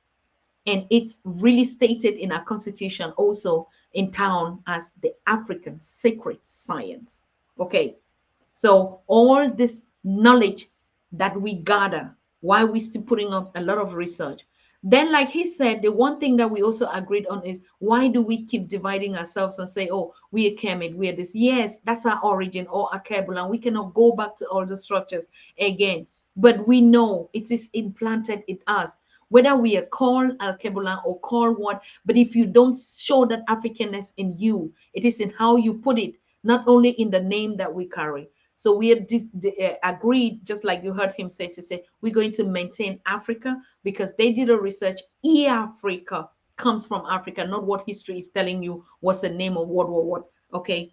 So yes, I just want to conclude. We'll be giving you little bits of it to say organizations must not only exist on motherland Africa, but we can already start from here while we're preparing to the Caribbean, taking all this kind of what do we know, what have we learned from these others, how do we merge them with the originality to form something actually new and unique that makes us who we are. So it means we're not going to only dwell on saying, no, we have to be in this past Africa, or we are also not also dwelling in say, oh, we've been products of other civilizations. We're going to bring everything that unites us together from both cultures where we inherited to form a unique culture from the past, present, and taking it to the future. I think it sounds powerful, as you can already hear. So thank you so very much for all of you who will be coming out, like I said, with all of that. Let's wait, and we have Professor James Small again on Saturday. But then before that, I definitely think that we're going to have another guest. So now you see, we limit our times that we come live, and we do most of the work in the background. So we'll be coming live 3 times in a week, mostly, or if not twice live. But please make sure you check, because I do rebroadcasting. And because that's also one of the strategies we talked with Dr. Leona. He said, we have to understand education is constant repeating. How did they get to program you? Is constant repetition. Repetition. So the knowledge of learning is the knowledge of A, from the ABC. You repeat, you repeat, you repeat. Then they show you in symbols. Then they create games that are that. So we have to also get into that system of learning where we know that most of our professors like Ron Spears, Reverend Shaw, all of them, these powerful professors that came here and taught us something, most of us that subscribe now did not hear. Even if we did hear, it doesn't stop us from hearing again. So we decided live programs should be limited really to the core, but rebroadcasting. What does that mean? It means we rebroadcast every 2 times 3 times in a week, and we come 2 times live plus weekend. So we're trying to begin to size down, not just only coming to talk, but when we teach something like he did today, we take it back into the background and try to begin to put the infrastructures that go now to push those systems. So I want to thank you very much. So on the TAO, we're going to be asking all of you to register your organizations. It's free. Register your organizations. The homepage is currently being built. That would be the unit. It's the Africa We Want network. All our organizations has to be under there. It's free. All you need to do is just sign up your registration. You don't need to pay anything, but you can support the organizations with an annual fee, support fee of $50, or no, $50 in 6 months, or $120 in a year packet. That's the support. That's not a fee. So we're not saying that people who want to register, you can register. You register your organization, because what was very relevant, as the professor said, was we don't even know our organizations. We don't have that. Now that we are focused for indigenous culture, we also have other organizations. The moment we gather the ones that are for culture, for art, for heritage, for history, for education under one platform, then we can begin to network with the others.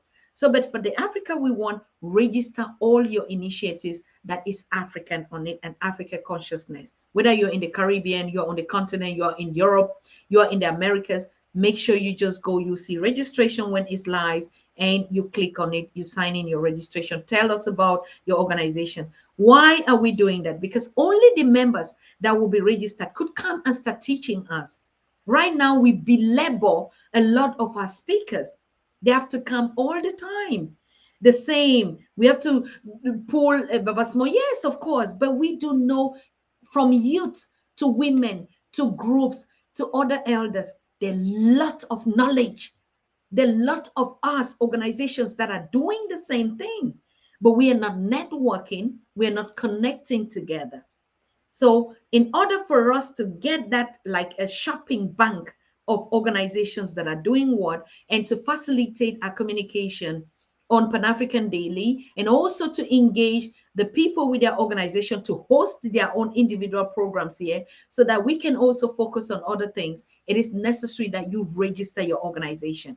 A lot of people think, oh, it's the same people coming to teach, the same people coming to talk. It's either Professor Pielo Lumumba or Dr. Arikana or Professor James Small or this and this and this. No, it is because we were building all these platforms to say, now we need a one-shop place, whether it's a Black business, because we also have, like he's saying, a lot of African Americans, not only that, Afro Caribbeans, Afro Europeans that have businesses that can put money in small, small structures like this. We don't need too much, just facilitating.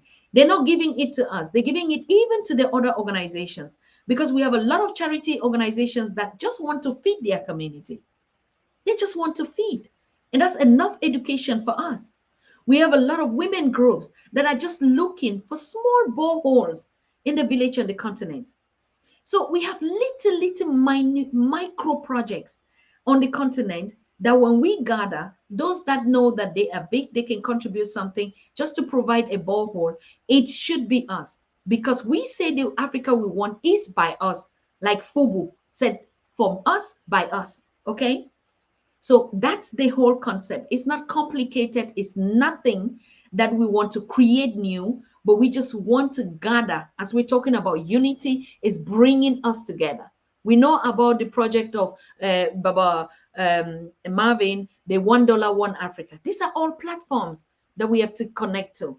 So if you are a registered non-profit or a business or anything, and you want to share your story, or what do you do? That's why we say our economy that we don't work together. Of course, we do work together. But how do we know that you are creating brands, that you're creating projects, that you're offering services that are for the Black community? How do we know? Most of the time, we just stumble on them.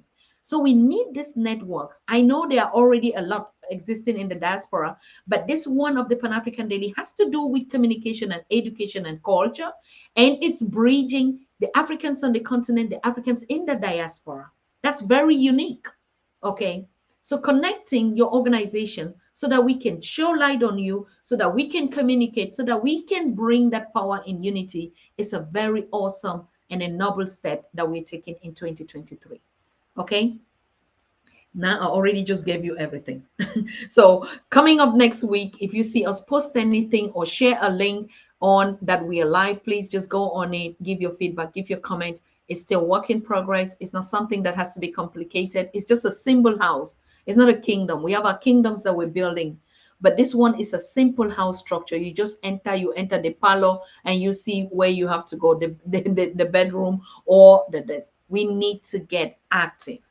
If it means we have to go on the street, like we say, doing anything and teaching how to be African again, it's our time. So thank you so very much, brothers and sisters. Thank you, Brother Lee, for coming, for joining. Thank you, our one biggest sponsor and supporter. Please make sure you sign in for your membership. At $5 every month, you can already have a membership on new. Thank you, Brother Kevin Cooper, who just signed in, a new member right now as we're speaking. So any of you committed, I don't think $5 a month can be, it can be difficult for anyone here. Okay. So it all depends on really how we are committed. Like we say, you can give your membership to Pan African Daily. Of course, we have to support YouTube. We are not greedy people. We understand what business is. We understand what fair business is. We understand that we don't bite the finger that fed us. We understand also that we don't just pick and run away with it without saying thank you. That's all African culture. So it's not something like, oh, we have to build our own platform. Yes, while we're building our own, we're using existing one. And if they are giving us the support, to be here. They gather our people in one place. We share our knowledge and stuff like that. And they are asking 30%. I think that's fair. We want to be fair as we have always been fair. After all, business or whatever, we brought all these techniques into the world. So, yes, like I said, if you sign it for membership, a percentage is always still going to go to YouTube, which is okay with us. It's not a problem. As long as we are here, we gather. You can hear me. I hear you. We bring our people together. I mean, there is no noble thing that we can be proud of doing for this generation right now. It doesn't matter how many hours, how we do it. Okay. It doesn't matter. A lot of people say, oh, they just YouTube to get AdSense or whatever, whatever. That's not our focus. Our focus, you are here, we are here. That's the best thing that we do each day because we don't know what tomorrow comes. We don't know whether each of what person, people that are reducing, those that are increasing. So please make sure as you're listening to me, when we launch that homepage, it's going to be close this in this week. Make sure you just go in and sign your and register your organization. When you register your organization, we can start bringing you now and to create your own and to showcase you. And so you can teach anything. Like our brother from Liberia, he's going home after a long time. Now he's going to be teaching those values. But we need to know, like we say, we're connecting. Nobody knows everything. Professor P.L. Lumumba said, nobody has the monopoly over knowledge. That's why you hear Professor James say, I'm just one out of, I'm not everything. We have to stop this idea of African, always thinking that some people, this is not our culture. Some people are more than some. No, we are one. 12 to 12. I said it, and I said I will not be repeating it. Set your clocks on 12 to 12. That's Ubuntu. That's the code of Ubuntu. They are two, they are the same. 12, 12. So know you, know me. We are the same. Nobody knows more than, nobody is more intelligent. Nobody is stupid. We are one. The one that doesn't know, share with the other one. It's a two thing. That's our code. 12, 12. 12, 12. Set your alarms on 12 to mine rings every day. Okay, so yes, thank you very much. We have to go now, but I think I've been able to share the important content. Like I was saying, please go sign in for your membership as I'm talking to you right now. Just click on our home on Pan African Daily TV YouTube channel here. You're just gonna see your membership. You're gonna see membership, or you just see the icon join. You know, every day, the more we are very responsible to YouTube, YouTube is also supporting us to show some of those things that facilitate us to even unite more. You understand? So they know that if we sign membership and that we can support small, like paying for the gadgets of streaming and stuff like that, and just small things, it motivates and inspires us to keep going. That's the purpose. So all of us are volunteering for our continent. So I thank you so very much. Even you on the continent, it's not only we have, I think, 84,000 subscribers. Yeah. And very soon we're going to hit 85,000 in just a short period of a time. Imagine all of us are assigning a membership for $5. What are we talking about here? So I'm just encouraging you. If you've done yours, motivate one another to do it. On the continent, sign it and put it there on US dollars. It's they take US dollars or your currency, it is still going to play the same role. Nobody is poor. We do understand it now. We are not poor. The propaganda in their propaganda against us has said we are poor, but we do know that we cannot lack $5 every month. But it is the will and the consciousness to do it. Okay, and you're going to see how much more. And there are brothers here and sisters here that come and contribute, like Brother Felder Lee. He contributes $50. So $50, he's already paid for even 10 people. Okay, so that's how we see it. We're not going to see and say, oh, he's the only one that is, or the sister Nana that gave 20, or Brother Turner that gave 30. And so each one that does it, one today, we know that is divided among this family that is gathered here to feed all this family. Remember, we are serving, we're cooking food, we're feeding us. That's the knowledge. We're eating the knowledge. That's how in traditional African villages we say knowledge is food. So when you're going to the palace to listen, they say the king has prepared food for you people to come and eat. That was the medium of communication. They did not open up their things to say, oh, come on, let me tell you news. Come on, let me tell you story. That was the education. They just say, oh, you people have to gather in the palace and you see the gongs going around and the king's men and king's women going around. Oh, 2 o'clock, 3 o'clock, gather in the palace. And they say what? They say the king has prepared, the palace has prepared food to feed its people. You understand? So those are the ideology. And when you come, yes, there'll be water, of course. You're not going to go without eating food, because food is one of the African secret science. And when we will start teaching you these things in town, village, yeah, you would understand how much you would respect your food. Because sometimes we just don't even understand. Even the way you drink water in the African secret science is drunk differently from the way we just drink water, just take it, drink in our bottle, blah, blah, blah, blah, with no respect. In the African secret society, they put water in a calabash, and you understand what calabash is. Fresh, even the way they pour it to you. So everything is that thing. And town, village, with bringing the villageness, which is the origins of us, into our town.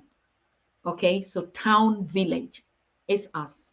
So you gain your township, town, village ship, and everything. So thank you so very much. Thank you, thank you, thank you. I know it's late. We have to go. So we see ourselves again this week. Blessings, peace to you. Love one another unconditionally. Your siblings, your household, your parents, your children, your partners. Make sure you click on 1212 like never before. Thank you. God bless you. Peace and love to all of us. Okay.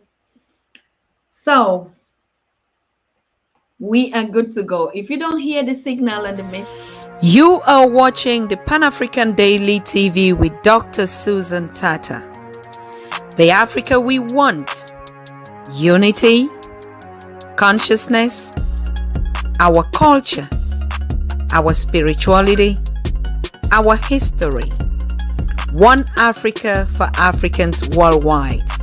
Motherland's calling its diaspora home. Join my voice. Join my team. Join my campaign. Campaign 21 hashtag 1 million subscribers on the Pan African Daily TV YouTube. Be a volunteer. Apply now. Be the new Africa.